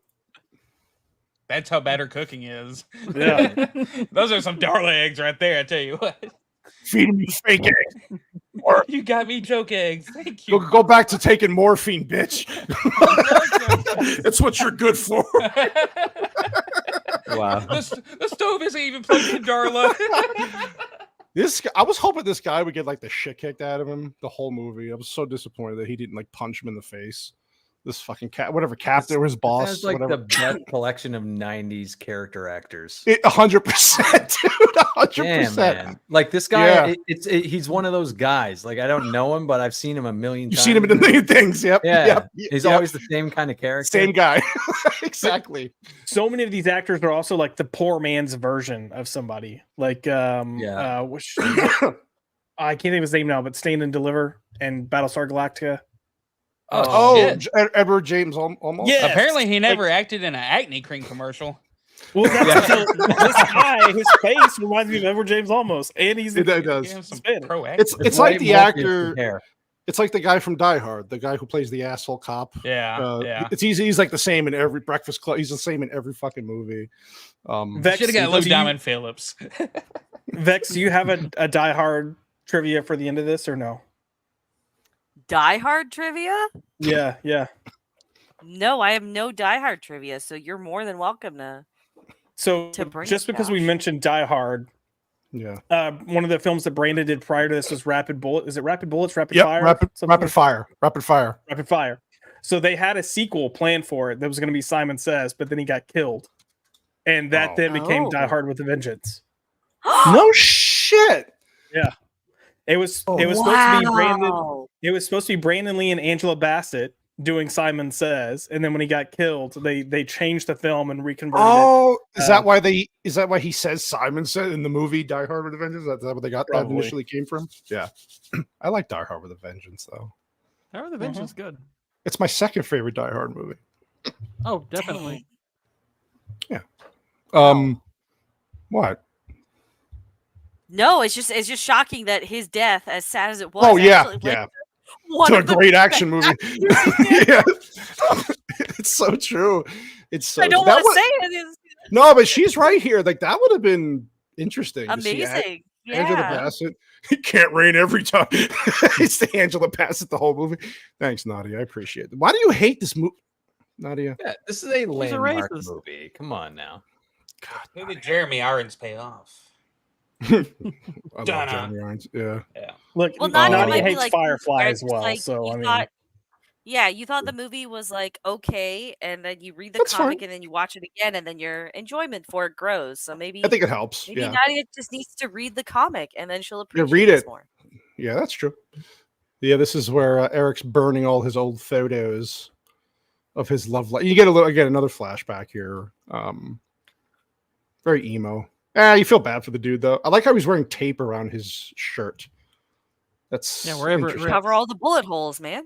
Yeah, wherever it tears during the movie, he adds more tape. Adds more tape. Yep. Yep. Nadia, I don't know how to read. Well, you are a woman. I get that. Nadia liked Romulans more than aliens, so her not liking this doesn't shock me. Wow. No. Nadia, Listen, you're allowed to have that opinion, but I'm allowed to roast you for it. I'm not going near that. I'm good. I'm staying far away from that one. We know why too. And so yeah, this is where the cat. Yeah, so she senses that I guess Eric's going to be at his old apartment, so she goes back, and I like how she gets pissed at Eric for a second because she's calling for him and he won't answer, and then he's like, "Oh," she's like, "I thought you cared. My mom's a whore and you're just a crow." What the fuck? So yeah, my mom's a whore. It's a great description. My mom's a whore and you're just a crow. I could write a script, shit. And then, but I do like while he turns around and says the line, and then you see the light kind of come behind him. And she's like, "Oh, Eric, I love you. Thank you." Hugs him, and then, yeah. I know what they were trying to aim for here. I guess for the most part, it comes across okay. The editing in these things were always kind of just odd to me. You know, it was I guess it had to be. I think this is one of the ones he was dead, right? He was dead, yeah. So they changed this whole scene. Yep. I agree. She's like, "Oh, look at you, emo boy." Oh yeah. Okay, she doesn't sound like a fagola when she says it. My goodness. What the fuck is a fagola? My show. Remove the Ola. Oh. Yeah, apparently I can't say words without.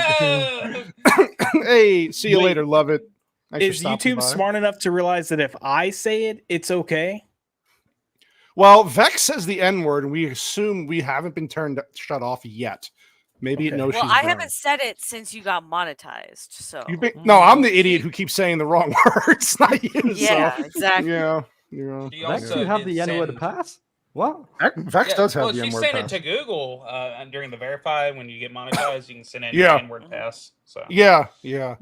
I'll read the comic and then I'll turn version because it's probably sure. Nadia, in all honesty, this film is Does a one good of job. the best examples of like doing justice to the source material. So I think if anything, it will probably do more justice to this film. It helps. Make you question the new Crow a little bit more because now I have less faith in the new Crow. Yeah. See, what's going to happen is the new Crow movie is going to come out and people are going to appreciate this movie a lot more. Kind of like we're getting with all the movies these days. It's like how people appreciate episode 1 through 3 of Star Wars now all of a sudden, even though those movies suck. Dude, for real. Yeah, I hated those movies when they came out. Now I'm like, those oh god, these fucking suck. Yeah, they're terrible. But compared to the shit we get now, right? I feel exactly the same way about the yeah. I like them, and they're bad. No, they're awful. Episode 3 was okay. Episode 1 and 2 were the best of the of the 1, 2, 3. Yeah. Yeah. For sure. Episode 1 and episode 2. Episode 2 especially was like hot diarrhea. Just I mean, you didn't love the sand line? That was the greatest line in the history of cinema. I hate that guy. Canola, you're in our very soul, tormenting us right now. I'm sorry. Let's get back to the movie. I love how this guy cracked me up in this whole scene, and even the freaking leader's laughing his ass off while he's listening to him. Yeah, you can't kill Skank, you know. Skank. Yeah, this is great. Yeah, I love his outfits. This villain's outfits. He's great. It's like Gord said. It's a shame that the script couldn't do anything better for him because he's fantastic. The fact that he can pull off a hairdo that ridiculously stupid is kind of amazing. That is a fact. That hairdo is horrific. Oh no! Well, it's 90s. His demeanor, his way of talking, and I think the outfits he wears kind of makes it work. Imagine if he had a ponytail. It's kind of like Shigura's haircut. Like it should not work, and yet somehow it kind of does. Yep. So he's not a cop anymore. So he got suspended for sticking his nose into people he stole files or whatever. The girl that I thought he was banging took the files. So they found out. So he's not a cop it's anymore. when he had his imaginary kids taken away from him because I didn't have it going. Yeah. So this is the part where they act. Sorry, go ahead. Oh no, sorry. Never mind. No, I just for some reason I had a fucking Doctor right? Strange 2 flashback when Whitey said that. That's all. Yeah, I was thinking that. I was like, is she talking Doctor Strange? Yeah. This You're is where welcome. they interact with each other, explaining how they see Eric and whatever, and they don't know what the hell he really is, but it's Josh's favorite kid actress right here. Best ever, right, Josh? Here comes the electric guitar part again. I'm actually blown away that her response to the new Crow movie was like, yuck. And then it's just like, they should have cast someone who wasn't a straight white male, though. I was like, yeah. My guy, what? How could you say yuck to this then? Who said that? This kid. Yeah, recently the girl in an that interview. plays Darla. Yeah, Oh, she said in wow. an interview a few months ago, like when someone asked her in like a Reddit AMA, like, what do you think of the new Crow? She said yuck. And then she followed that with, they should have cast someone who wasn't a straight white male. Oh my god. Gosh. I know. I'm so Fuck sick up. of hearing about. Well, who do you want to play the role? Well, how can you say yuck then? Like, Yeah. you just want to reinvent the whole thing. Laverne Cox is the Crow. Oh god. Oh god. Here we go. Oh yeah. So this is where homeboy here starts getting pissed off. I want to set a fire so big that they'll see us. He goes crazy here. He's tired of the same old thing every year. Yeah. And I like how the stupid Asian woman, no offense to Asians, goes, "Oh, I like the pretty lights." Shut up. Yeah, what Shut the? up. She was so freaking weird when she said, "I like the pretty light." Just It's shut like up. Chinese New Year, right? Chinese New Year has all the fireworks, so it's reminding her of that. Wow. You're the No, Crow. I think they were supposed to I think they were trying to imply that she had some type of like mystical Asperger's? sense. No, Yeah. some type of cognitive ability. I mean, Honestly, that- I just listen, think it's her. I just think it's her lame attempt for a kind of sinister villainy. Yeah, line. Like yeah. I like the pretty lights. It's like calm down. Yeah. well, no, Yeah. because even the first time she sees the crow, like she knows. like looks at it and you see like the best that Bylene can do. I think the Asperger's you're sensing is just Bylene. That chick cannot. Wonton senses tingling. Wonton. I felt like they were trying to implement some type of like mysticism in her, like almost kind of like racist in a way of ancient. No, be racist. It's okay. Just Asian. It's okay. Oh, so Yeah, you it's want okay. to when we dropped the bombs on Hiroshima and Nagasaki, everybody in Asia, that was part of the fallout. The radiation gave them those powers. They like How the it pretty happened. lights too. Jesus. What Okay, happened? okay. I like this look here. This is oh god. yeah. Look at that. Good Well, shot. and this is where I was saying, like, when he wasn't, some of his best stuff is when he wasn't speaking. Like, Right. he could Yeah. physically act his ass off.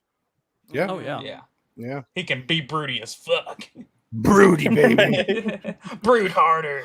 I want all you boys to be able to look at me straight in the eye and tell me, why am I fucking my sister? I don't know if you guys picked it up because there was this scene and there was one other scene, I can't remember which one. But I picked up a lot of Heath Ledger Joker vibes. Like Yes. Heath Ledger got Oh, yeah. inspiration from the movie. Yeah. Yeah, I'm sure. Yeah. Probably. 100%. Yeah. Now, I thought the actor got shot in this scene. That's what the original rumor was. Yeah, That's what I I, thought remember when I when I was was a kid. younger. Yeah, Yeah. that's what I thought. Yeah. But obviously that wasn't the case. But Mm-mm. yeah. I like this. He just walks right in and he's like, "Oh yeah, you're the Avenger. I just want him." Well, you can't have him. I want to have that guy's voice for one day. This is fucking great. This is Yeah, a this is a John good Marston scene. moment. It's that Yeah, there you RoboCop go. moment. Just Yeah, look at him. He's like, spreading his arms, accepting all the bullets, and kind of I'll like take it. theatrically falls down. Like Yeah. any standard like schlock of a movie would probably just have him just stand there and take the bullets, but he's Take kind of it. being Yeah. theatrical all your about it. bullets. I love it. Yeah. Oh, look, I make kung pao chicken with your crow. Wow. What? Sorry. I'm so sorry. Oh, this show's getting taken off. Fucking I'm so intrusive thoughts one there. sorry. I do, big time. Oh, I just not speak anymore, please. Yeah. Duck sauce. Okay. Wow. Only Americans eat duck sauce. Oh God. Yeah, this is good. I like how he kills everybody here. It's very chaotic, which I like. He grabs the guns and just shoots. The camera work is crazy. Jeez. I really love this sequence though. Like the music, the gunplay. It's like that's pretty fun.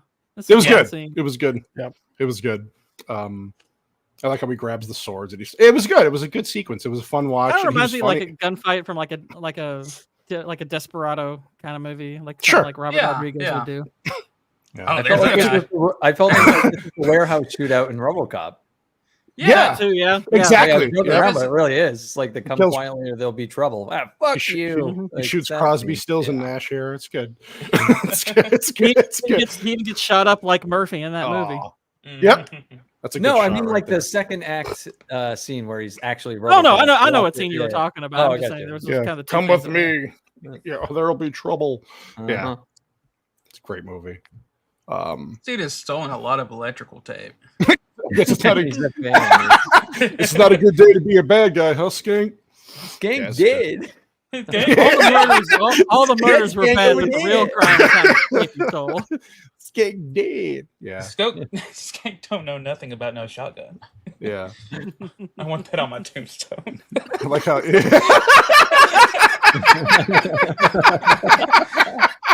I think every sentence should be prefaced with the word skank.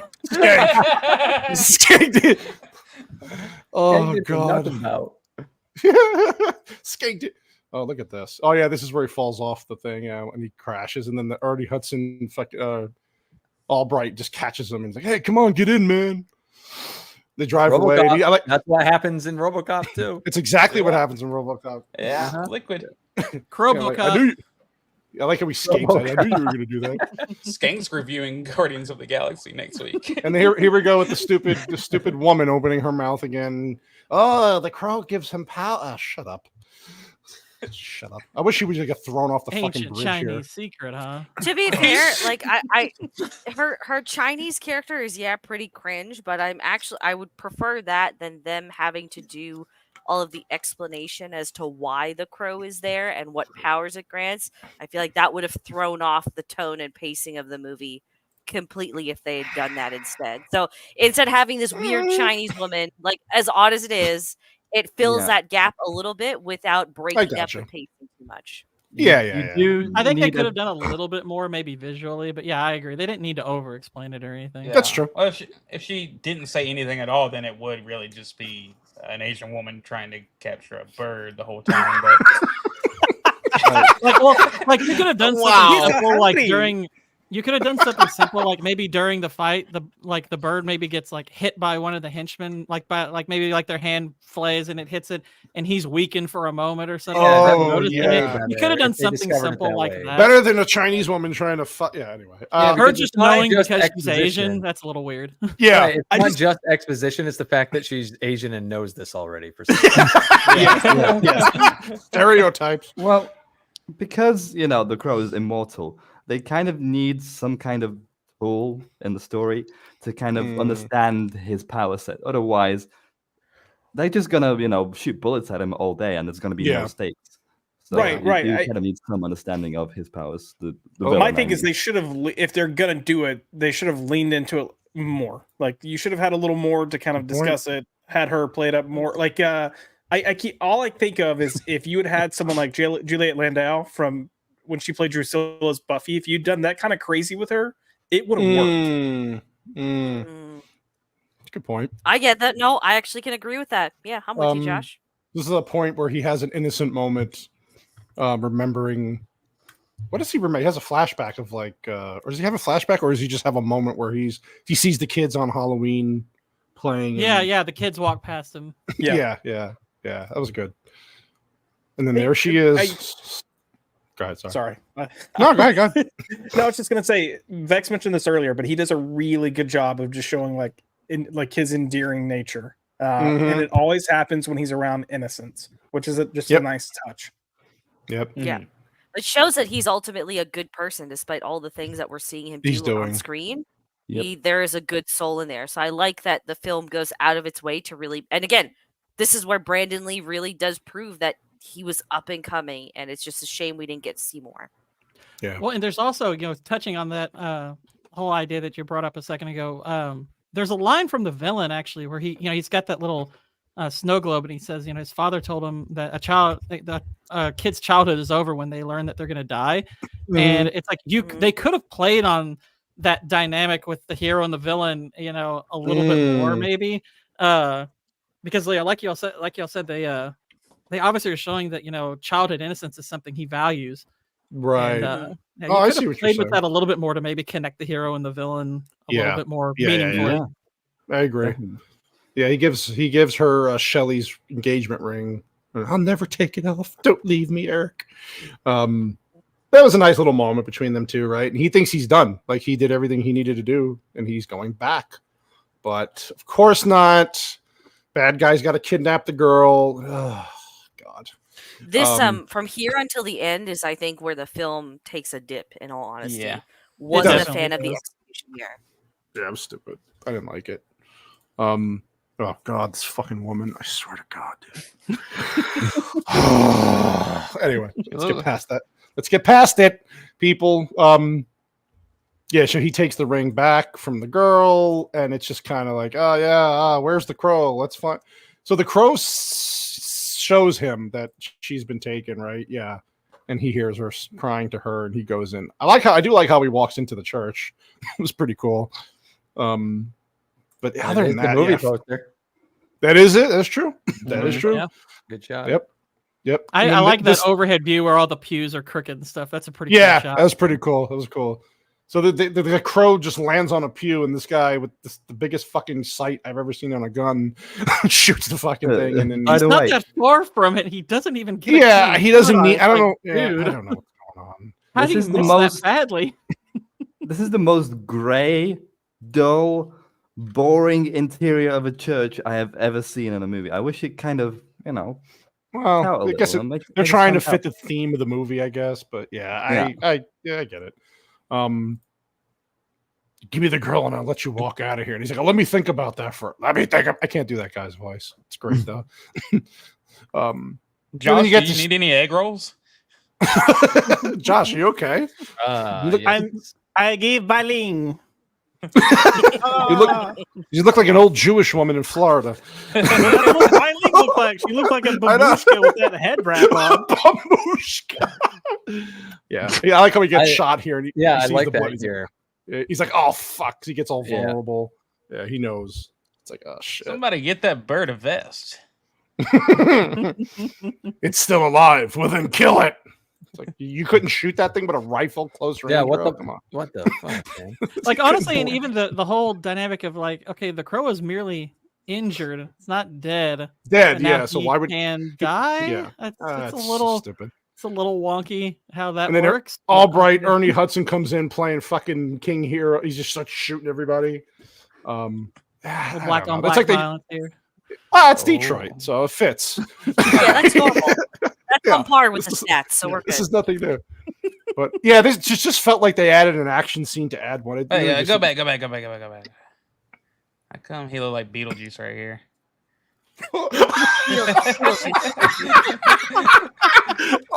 The Howard Stearns beat. Oh my god! Oh god! Why are you sick bastard? Aren't you immortal? I was. No, I'm not anymore. I'm not anymore. But how are you still moving if you got shot? I don't know. Yeah, I don't know. This is so stupid. Let me see. I thought the inference was that because she captured the crow, he didn't have the power anymore. I have no idea. I don't even know why that. I don't know work. what's going on. Yeah, I don't understand. Well, because the crow was weakened by the shot.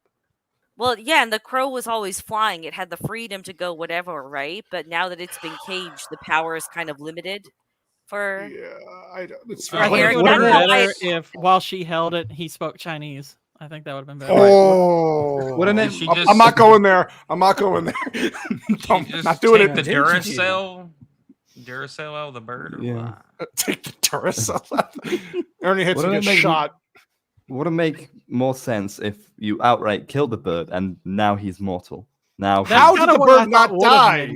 Getting shot by a fucking rifle from 10 feet away. Pretty big rifle. That should have destroyed that bird for real. I mean, this is where now it kind of.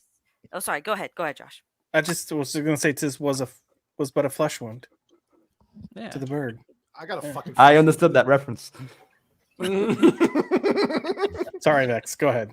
It's okay. No, I was just gonna say, like, I figured that was just like she understood that the crow had the power, and her capturing it instead of killing it was more like, oh, if I keep it alive, maybe I can have this power instead. Like that was her first goal, as opposed to I need to kill this guy. That's I don't know.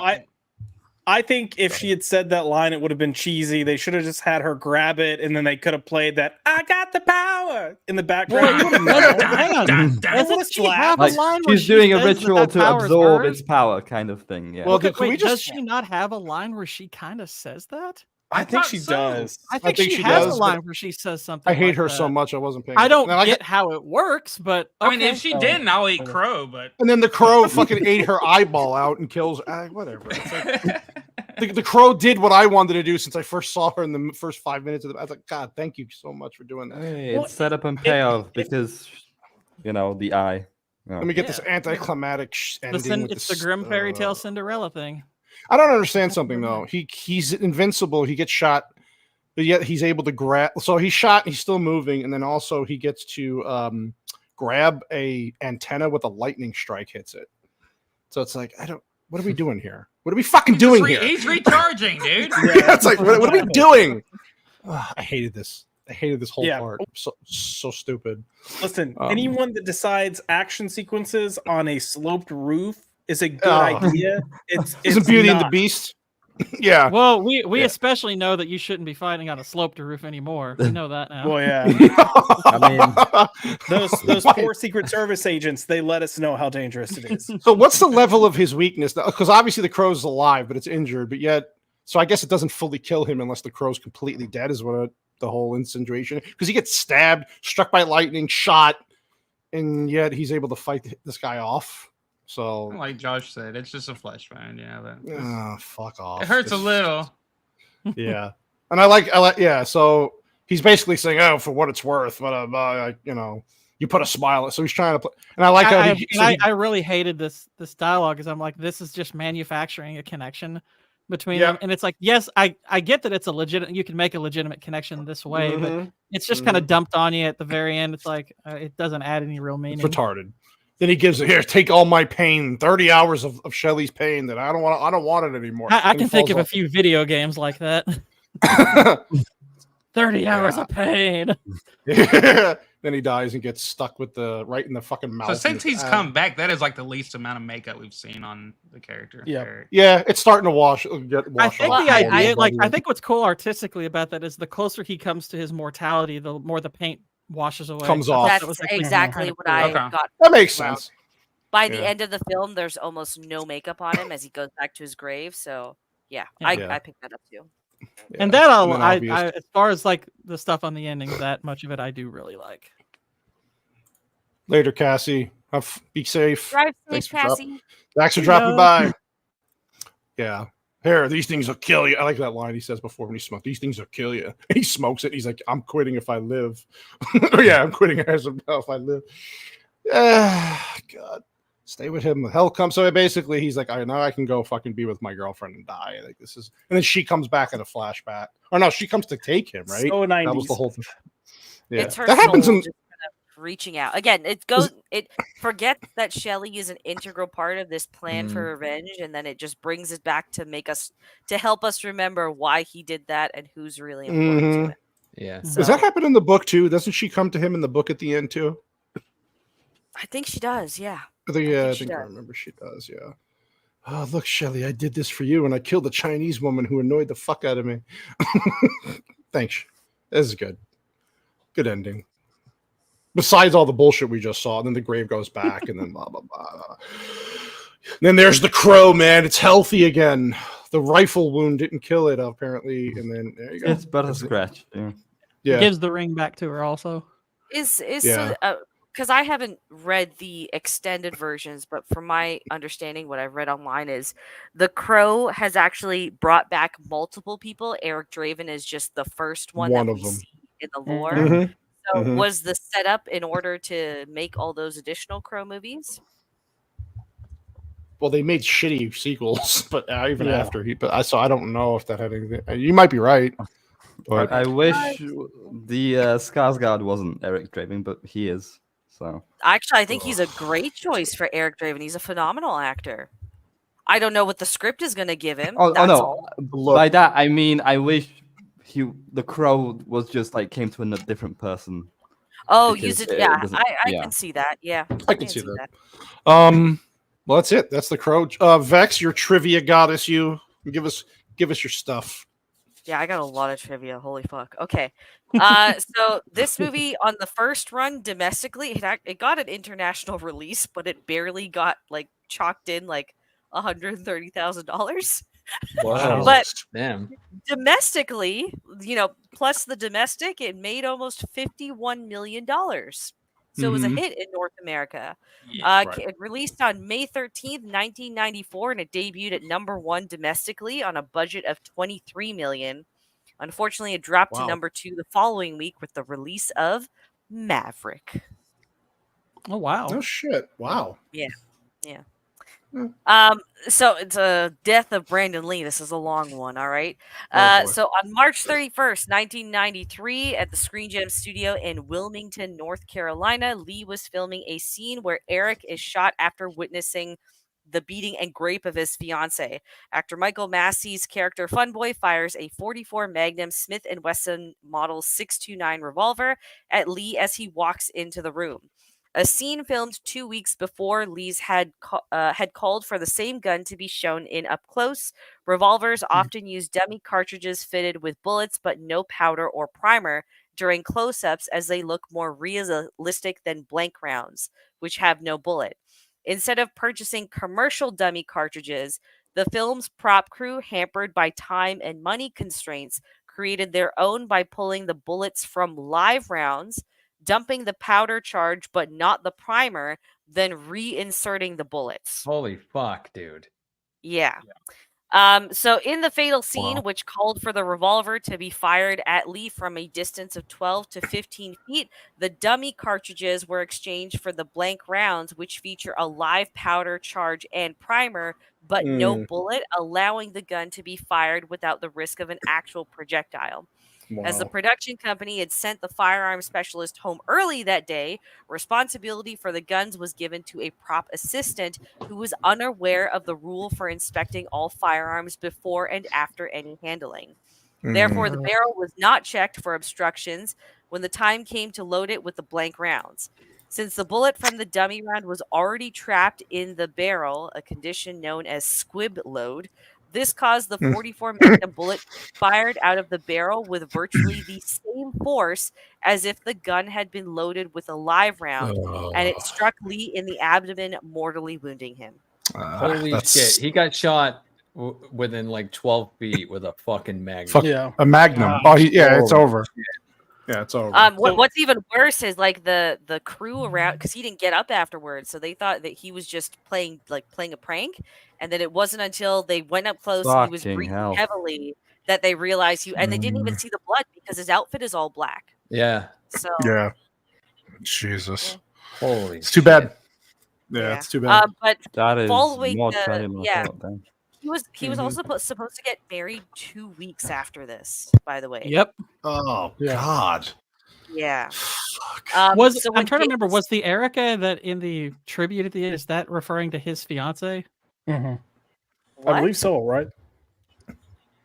Erica, or Eliza. Excuse me. Yeah. Oh yeah. Yeah, that's his fiance. Yeah. Right. Right. Yeah. Hutton, yeah. So after news of the shooting was made public, O'Barr later remarked that losing Brandon Lee was like losing his fiance all over again, who inspired the Crow comic.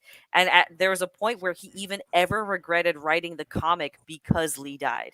Wow. Yeah. Well, people will appreciate that they died later on, like right now. Yeah. Seriously. Yeah, it's true. It's a landmark film. It's an incredibly important film. Like, regardless of its quality or how we think it holds up, it's a landmark movie. Now, although he was not at fault for Brandon Lee's death, Michael Massey stopped acting for a year because he was so traumatized by the incident. His next film was a small role in 1995's Seven. Up until his death in 2016, he never watched the film. And in 2005, 12 years after the accidental shooting, Michael Massey had still claimed to have nightmares about the incident. Yeah. Jeez. I remember reading that before the Crow stream I did over on my channel a few months back. That was sad. That's horrible. horrible. Really Yeah. He died of stomach cancer too, and you know what they say? It's like that shit will give you cancer. That it literally gave him cancer, which is wild. Yeah. Didn't he shoot Brandon in the stomach? Yeah, he did shoot Yeah. Brandon in the stomach. Yeah. Son of a bitch.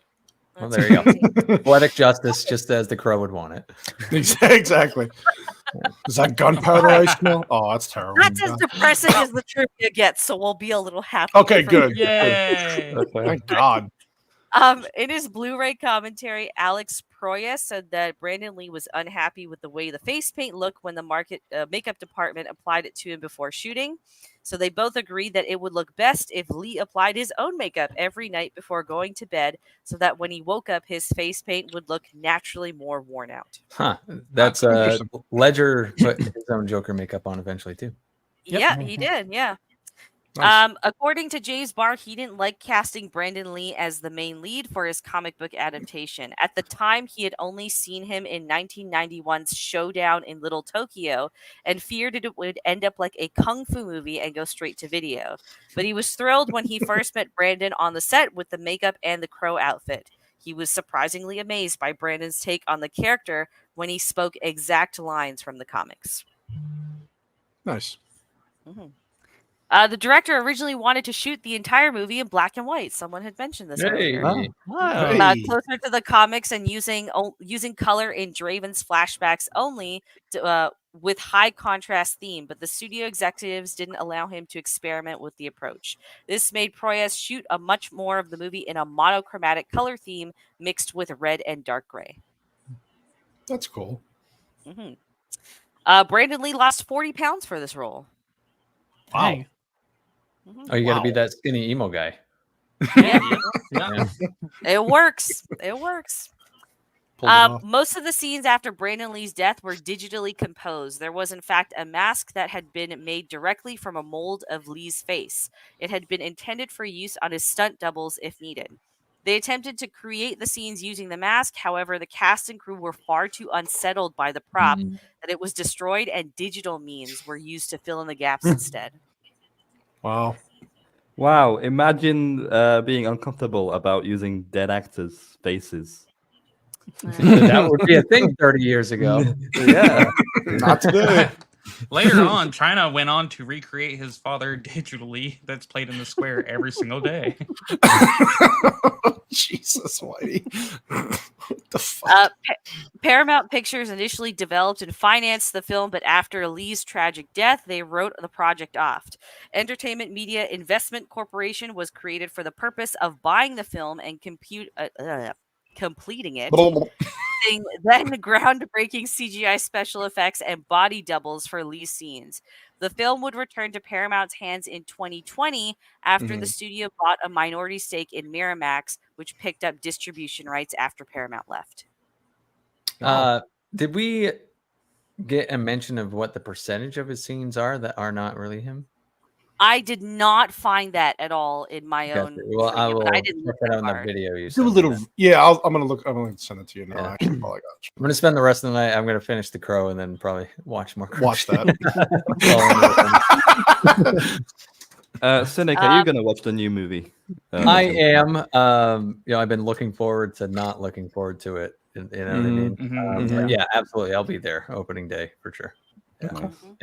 It with a bias. Makes sense. It'll blow me away.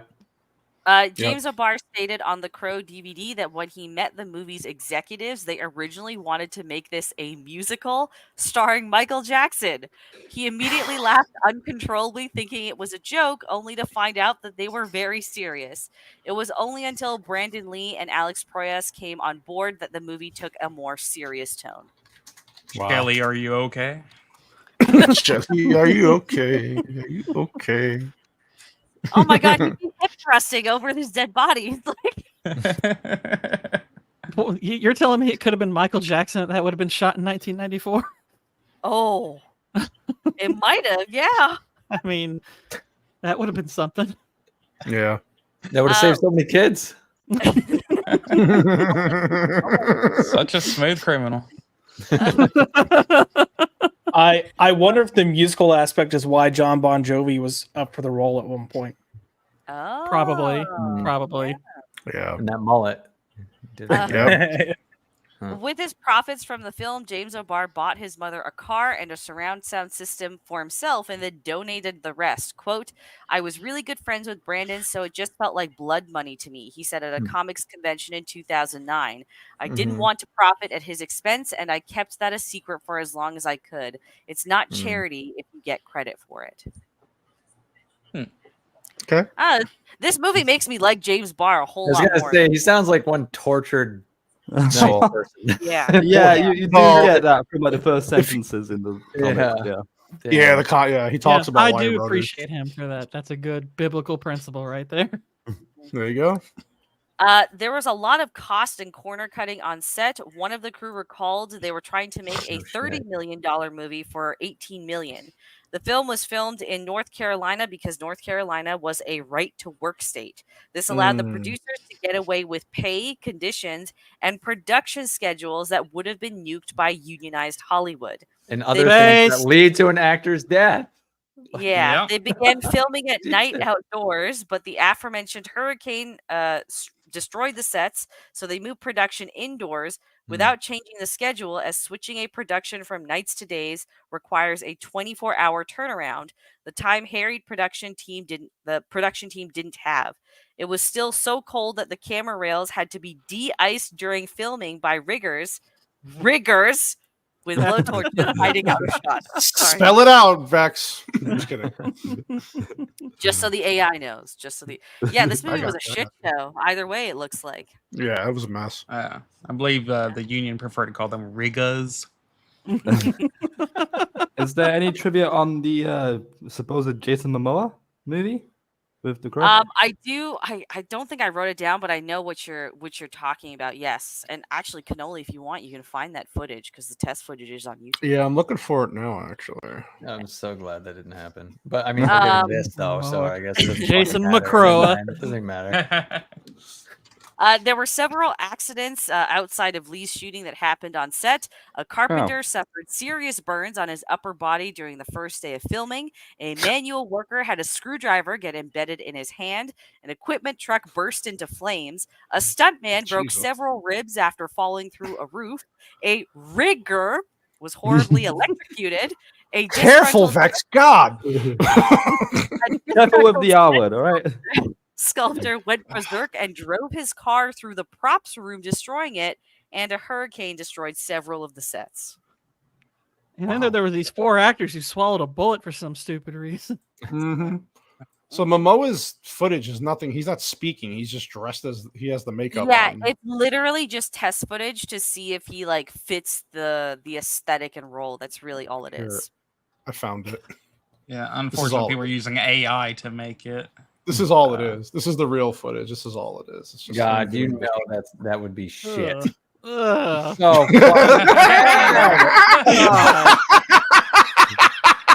that's horrible. Do it gayer, Jason. Do it gayer.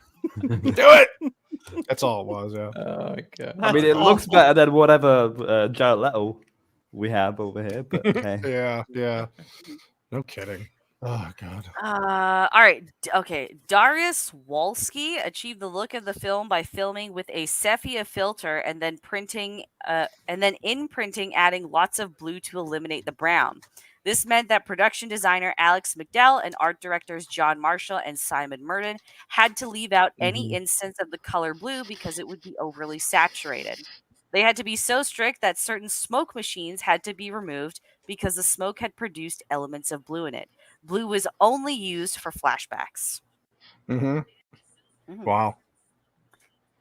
Linda Lee Caldwell, the widow of Bruce Lee and mother of Brandon Lee, filed a negligence case against producer Edward R. Pressman actor Michael Massey, and 12 other defendants over the death of her son on set. She settled quietly out of court to the tune of $3 million.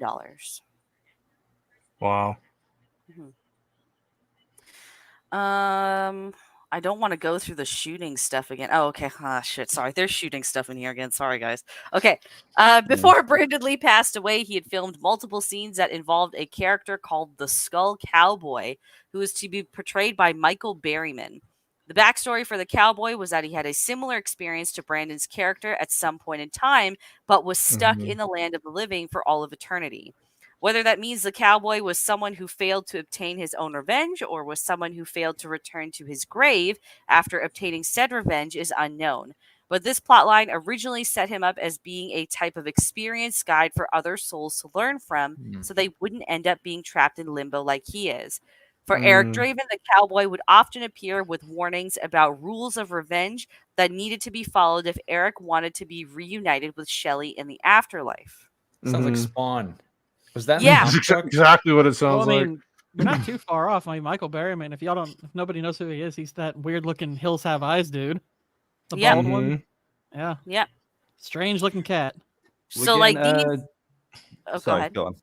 No, go ahead. I was gonna say we're getting a Jamie Foxx Spawn movie at some point. Todd McFarlane and Blumhouse, I think, is making it. I'm not entirely sure. Keep switching hands. I swear to God, that movie will not get made before Todd McFarlane dies. I don't. I really don't. Oh, shit, I don't know how long they're making it. I think there is a script. And there's been like 15 scripts because I remember when that movie came out when I was 10 because I was a huge Spawn fan. Came out in 1997, huge fan. And the sequel was announced the next year, and that was 16 years. What? No, it was longer than that. It was fucking like 26 years ago. Gosh, that sequel was announced 26 years ago. Yeah, and even then, I think even around 2007 or 2008, when they were trying to get The Crow off the ground again, they were talking about Spawn. Even then, so it's been a while. He has pitched that movie so many times, and like 10 years ago, he had a script that he was like, "Oh, there's no way I'm selling this to anyone unless I'm directing it." Like this I'm doing it. Thing. Yeah. So there could be a Spawn movie. It's easily pillared IP. It's the fact that Todd McFarlane somehow thinks that I know it sounds ridiculous because he's the original creator, but think of like Stan Lee making Spider-Man in 2002. Like, yeah, that would have been a really good fucking movie. Like, it would have been shit. And it's exactly like that with Todd McFarlane. And he just refuses to let control go. So wasn't there supposed to be an animated show too? They wanted to do like a live action and then an animated one too. I thought that was the rumor anyway. I think that wasn't there already an animated. There is one. Yeah, they had 3 seasons on HBO that was animated. And that great show, ass. Yeah, that was really so good because he had no control over it. Yeah. No, you're right. McFarlane is a comic artist. Like, what skill does he have in I mean, he created the idea of Spawn. Like, he's a great concept guy. He was not a good comic book writer. He was a very bad comic book writer. But he could come up with the plots and stuff. But like, leave all the character work and everything. Like, get the setup, get your characters, motivations going, and then let someone else do the whole thing. Like, 100% agree. That's why the HBO show is so good. Yeah. Ooh, Hostman with a super chat. Sorry, Vex. I didn't mean to cut you off. No, you're good. You're good. The Skull Cowboy was a metaphor for Eric's grief in the comics. Also, a cynic, check your DM. What are you sending him in the DMs? Jesus. Dick pic. He's 12 though. Don't open them. Don't open them. Don't. No, I saw you say that earlier, Hostman. I responded to you. Okay. I'm going to play this for you, Hostman, because this is a good one. I live. I die. I live again.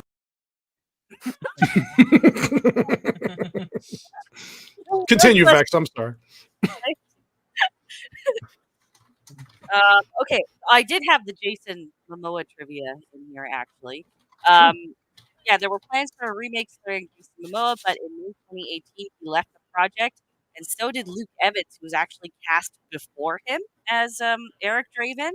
Wow. Dude, I would have loved to see that. Role, though. Yeah. Yeah, me too. There were because this was like they were trying to get this off the ground for so long before the 2024 version. There's a lot of weird choices that were made to possibly for Eric Draven. So some of the some of the actors that were considered for the remake include Mark Wahlberg, Bradley Cooper, Channing Tatum, Ryan Gosling, and hold on, there was one more. Mark Wahlberg. Yeah, I'd take Ryan Gosling. And Tom Hiddleston. Like Hiddleston, look wise, I could sort of see. Gosling, I think, could play the acting part. I don't know about the look. But yeah, that's some of those are really weird. Really weird. And they even wanted Kristen Stewart to be Shelley. Oh gosh. Yeah, but well, they got at least you would die at the beginning. Well, they got Robert Pattinson's other ex-girlfriend instead for this movie. So. No, honestly, but in all honesty, though, Kristen Stewart actually can act. She can act. She actually can act. I don't think I've ever seen a gasping movie. and coughing half the time, dude. She is a terrible Eric, actor. That's Eric, that's you're all back. I'm saying. Oh my god. All right, but for this movie though, there were three other actors that were considered or offered the role of Eric Draven. Christopher Walken. No, I told you there's no Christopher Walken in the trivia. Damn it! Crow. Do I smell gasoline? I smell. I hid that bird up my ass for 4 years. I had that uncomfortable crow. You're gonna die. You're all gonna die tonight. I'm sorry. You're good. So James O'Barr's first choice for Eric Draven was Johnny Depp. Okay. Yeah. Actually, I can see Johnny Depp. Yeah, I can see it. He would have pulled that look off, and he's a good enough actor. He would. Yeah, definitely. Yeah, agreed. I can see it. Another choice was River Phoenix. I mean, I need to Google him. You know, how old was he when he died? Yeah, he was young. He died in his 20s. It was. Yeah, he was young. I mean, very young. You could argue that you're He was just. really I young. mean, if you cast River Phoenix, it's kind of just same result, different time. Oh yeah, I guess he would have been 24-ish when he filmed the movie. If he had made it, River would have. Yeah. Wait, Josh wants me to say, "Buildings burn, people die. I am the Crow."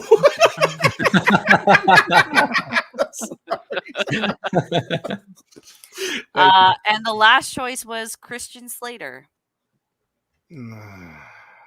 No, I don't see that one at all. I don't. Yeah, it's like I like Christian Slater fine, but I don't think Johnny that's Depp's the only one I could have seen playing it otherwise. Okay.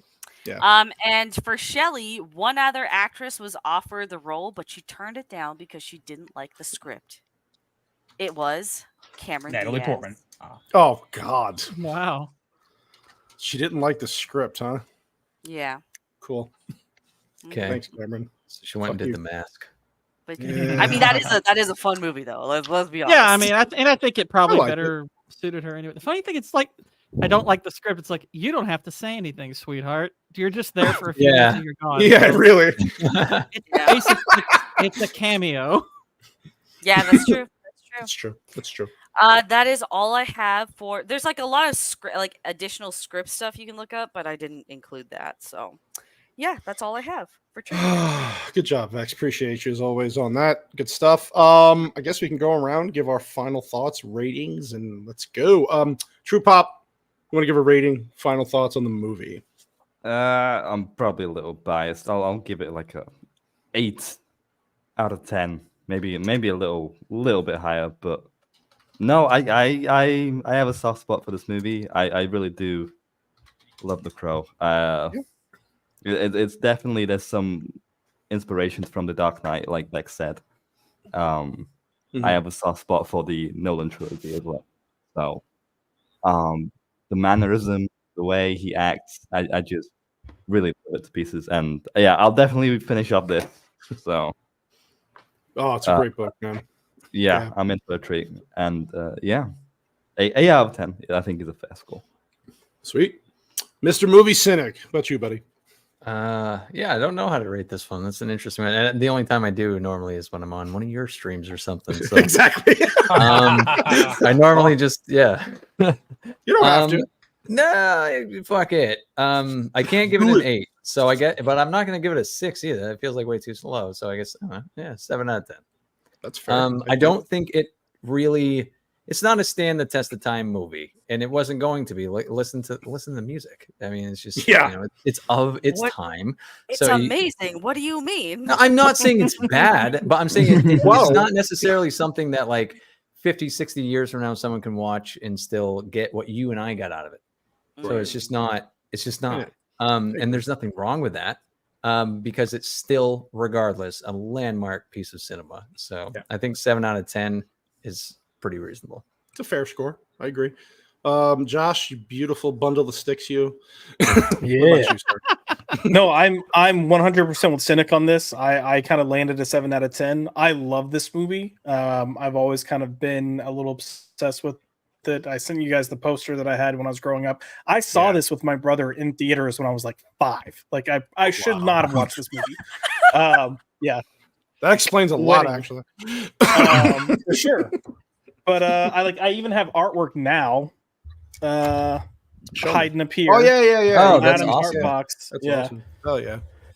But no, 7 out of 10. I'm with Cynic. Like, it's a movie of its time, and it's just like, I don't think you have to make excuses for that, but I think you at least need to appreciate that when kind of assessing the movie, if you're going to assess it, because it's really easy to write it off for, the action wasn't good, the CGI was terrible, the acting could have been like, it was just a different time. You approach things differently. But I think it's also incredibly amazing they were able to make this movie what it even was, considering what they had to go through to finish the film. Yeah, it's amazing. Like, we get films that are worse quality and worse put together structurally now without these types of problems. So kudos to the team behind it that they found a way to make it work. They did. Yeah, I would say they didn't just salvage this movie. They made a good fucking movie. Yeah, no, and the best they could have done, it seemed at the time, for was what the just situation. something. Yeah, absolutely. they made a really good film. It is amazing. Completely agree. Oh god, we know what Vex is going to give this, so let's pass it. No, I'm just kidding. All right, Vex, give me your best. Vex. Surprisingly, I would also rate this a 7 hot goth guys out of 10. Aesthetically, this movie is very influential. Like, there's a lot of other movies that try to mimic this same tone and feel with the gothic aesthetic. Like, Queen of the Damned is the next movie I can think of that tries to do it, though that's not a good movie whatsoever. But it does try to be monumental in the same way. This is the best example of adapting a comic or novel to screen. I think it does immense justice right there. But there's rewatch value. It's a fun film for what it is. Like you guys had mentioned, for what it is able to achieve with the budget and the constraints and all the bullshit behind the scenes. Like, it's pretty awesome. It just kind of falls apart in the end. I think it has a very weak ending. There's certain elements that it could have expanded on or not included, like the weird Chinese woman. But some of that, like, I wonder if that, maybe if I watch a documentary, maybe that's explained away because there's certain things they had to add in with Lee's death.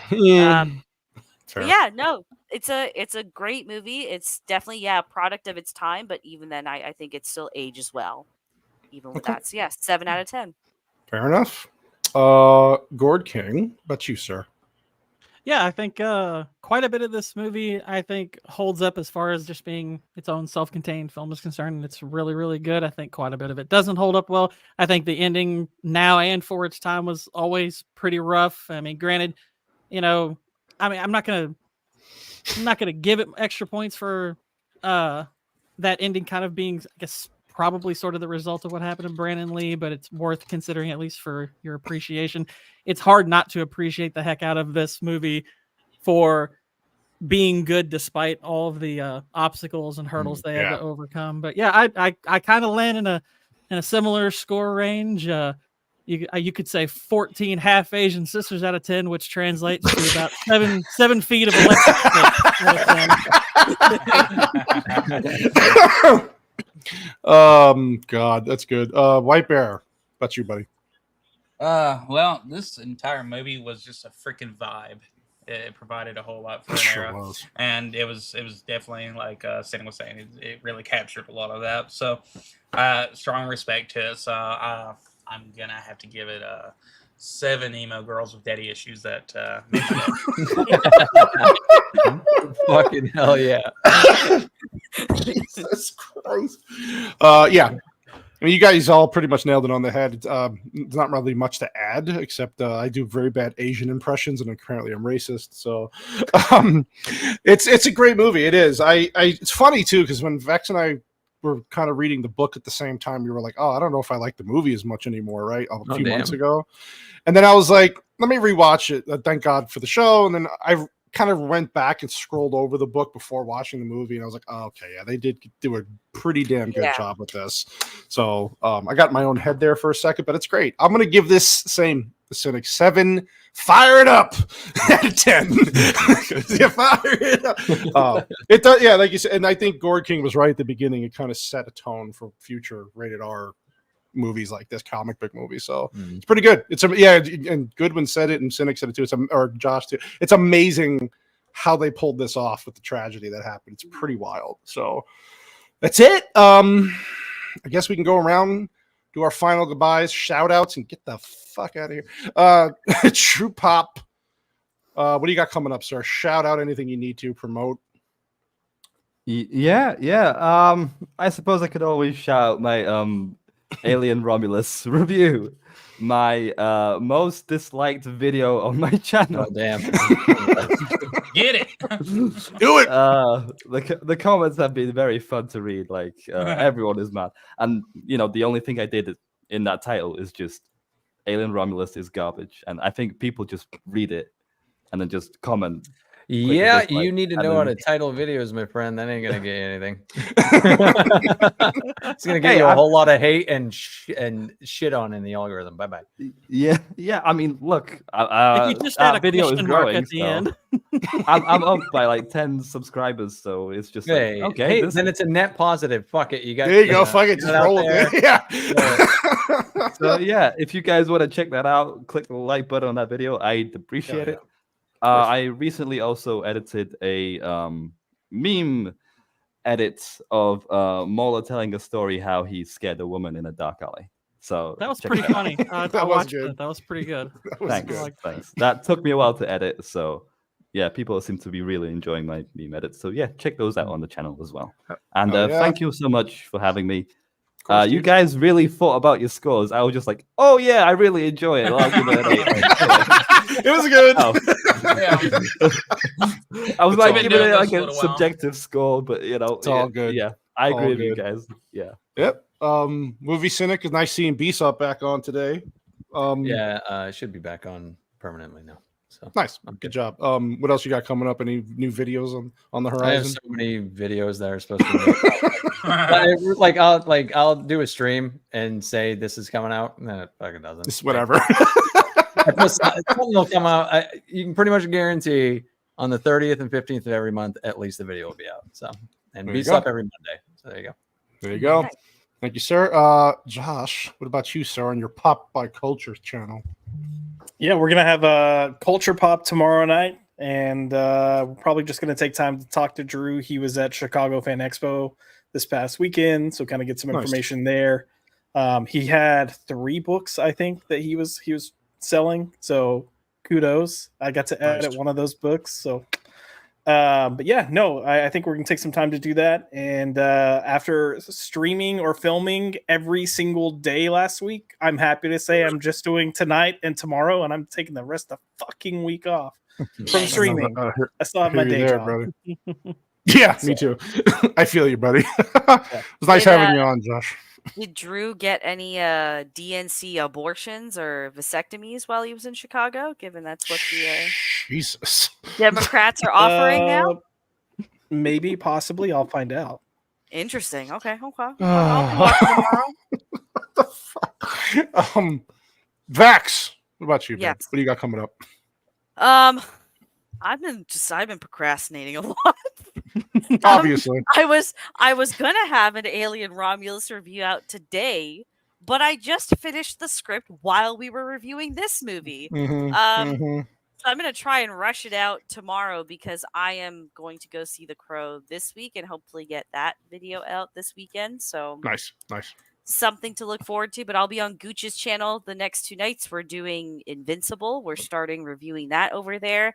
And then Wednesday, we are deep diving the anime Perfect Blue. Nice. Awesome. Looking forward. Maybe you stop watching Justified for 5 minutes and then do your No. Don't listen Dude, it's to so him. good. I can't stop. Like rules. Gord King, what about you, buddy?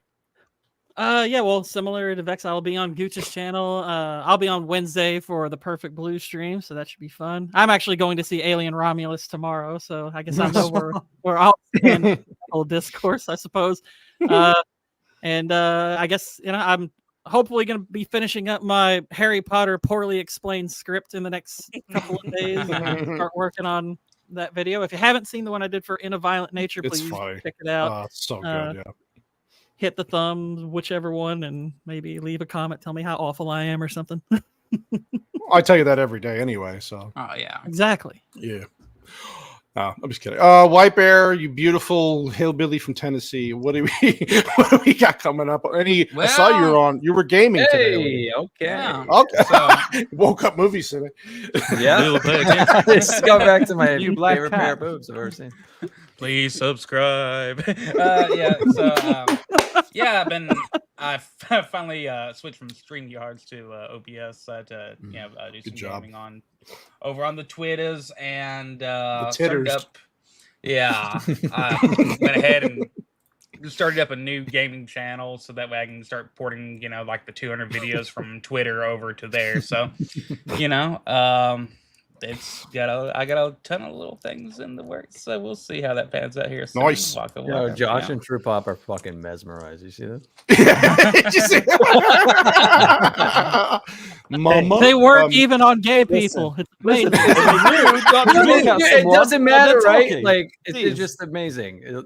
It'll turn them in straight. Like they're so symmetrical. That's what's the most impressive part. Like it's the jigglenomics of them, guys. Like I'll undo it. I'll undo it for you. There you go.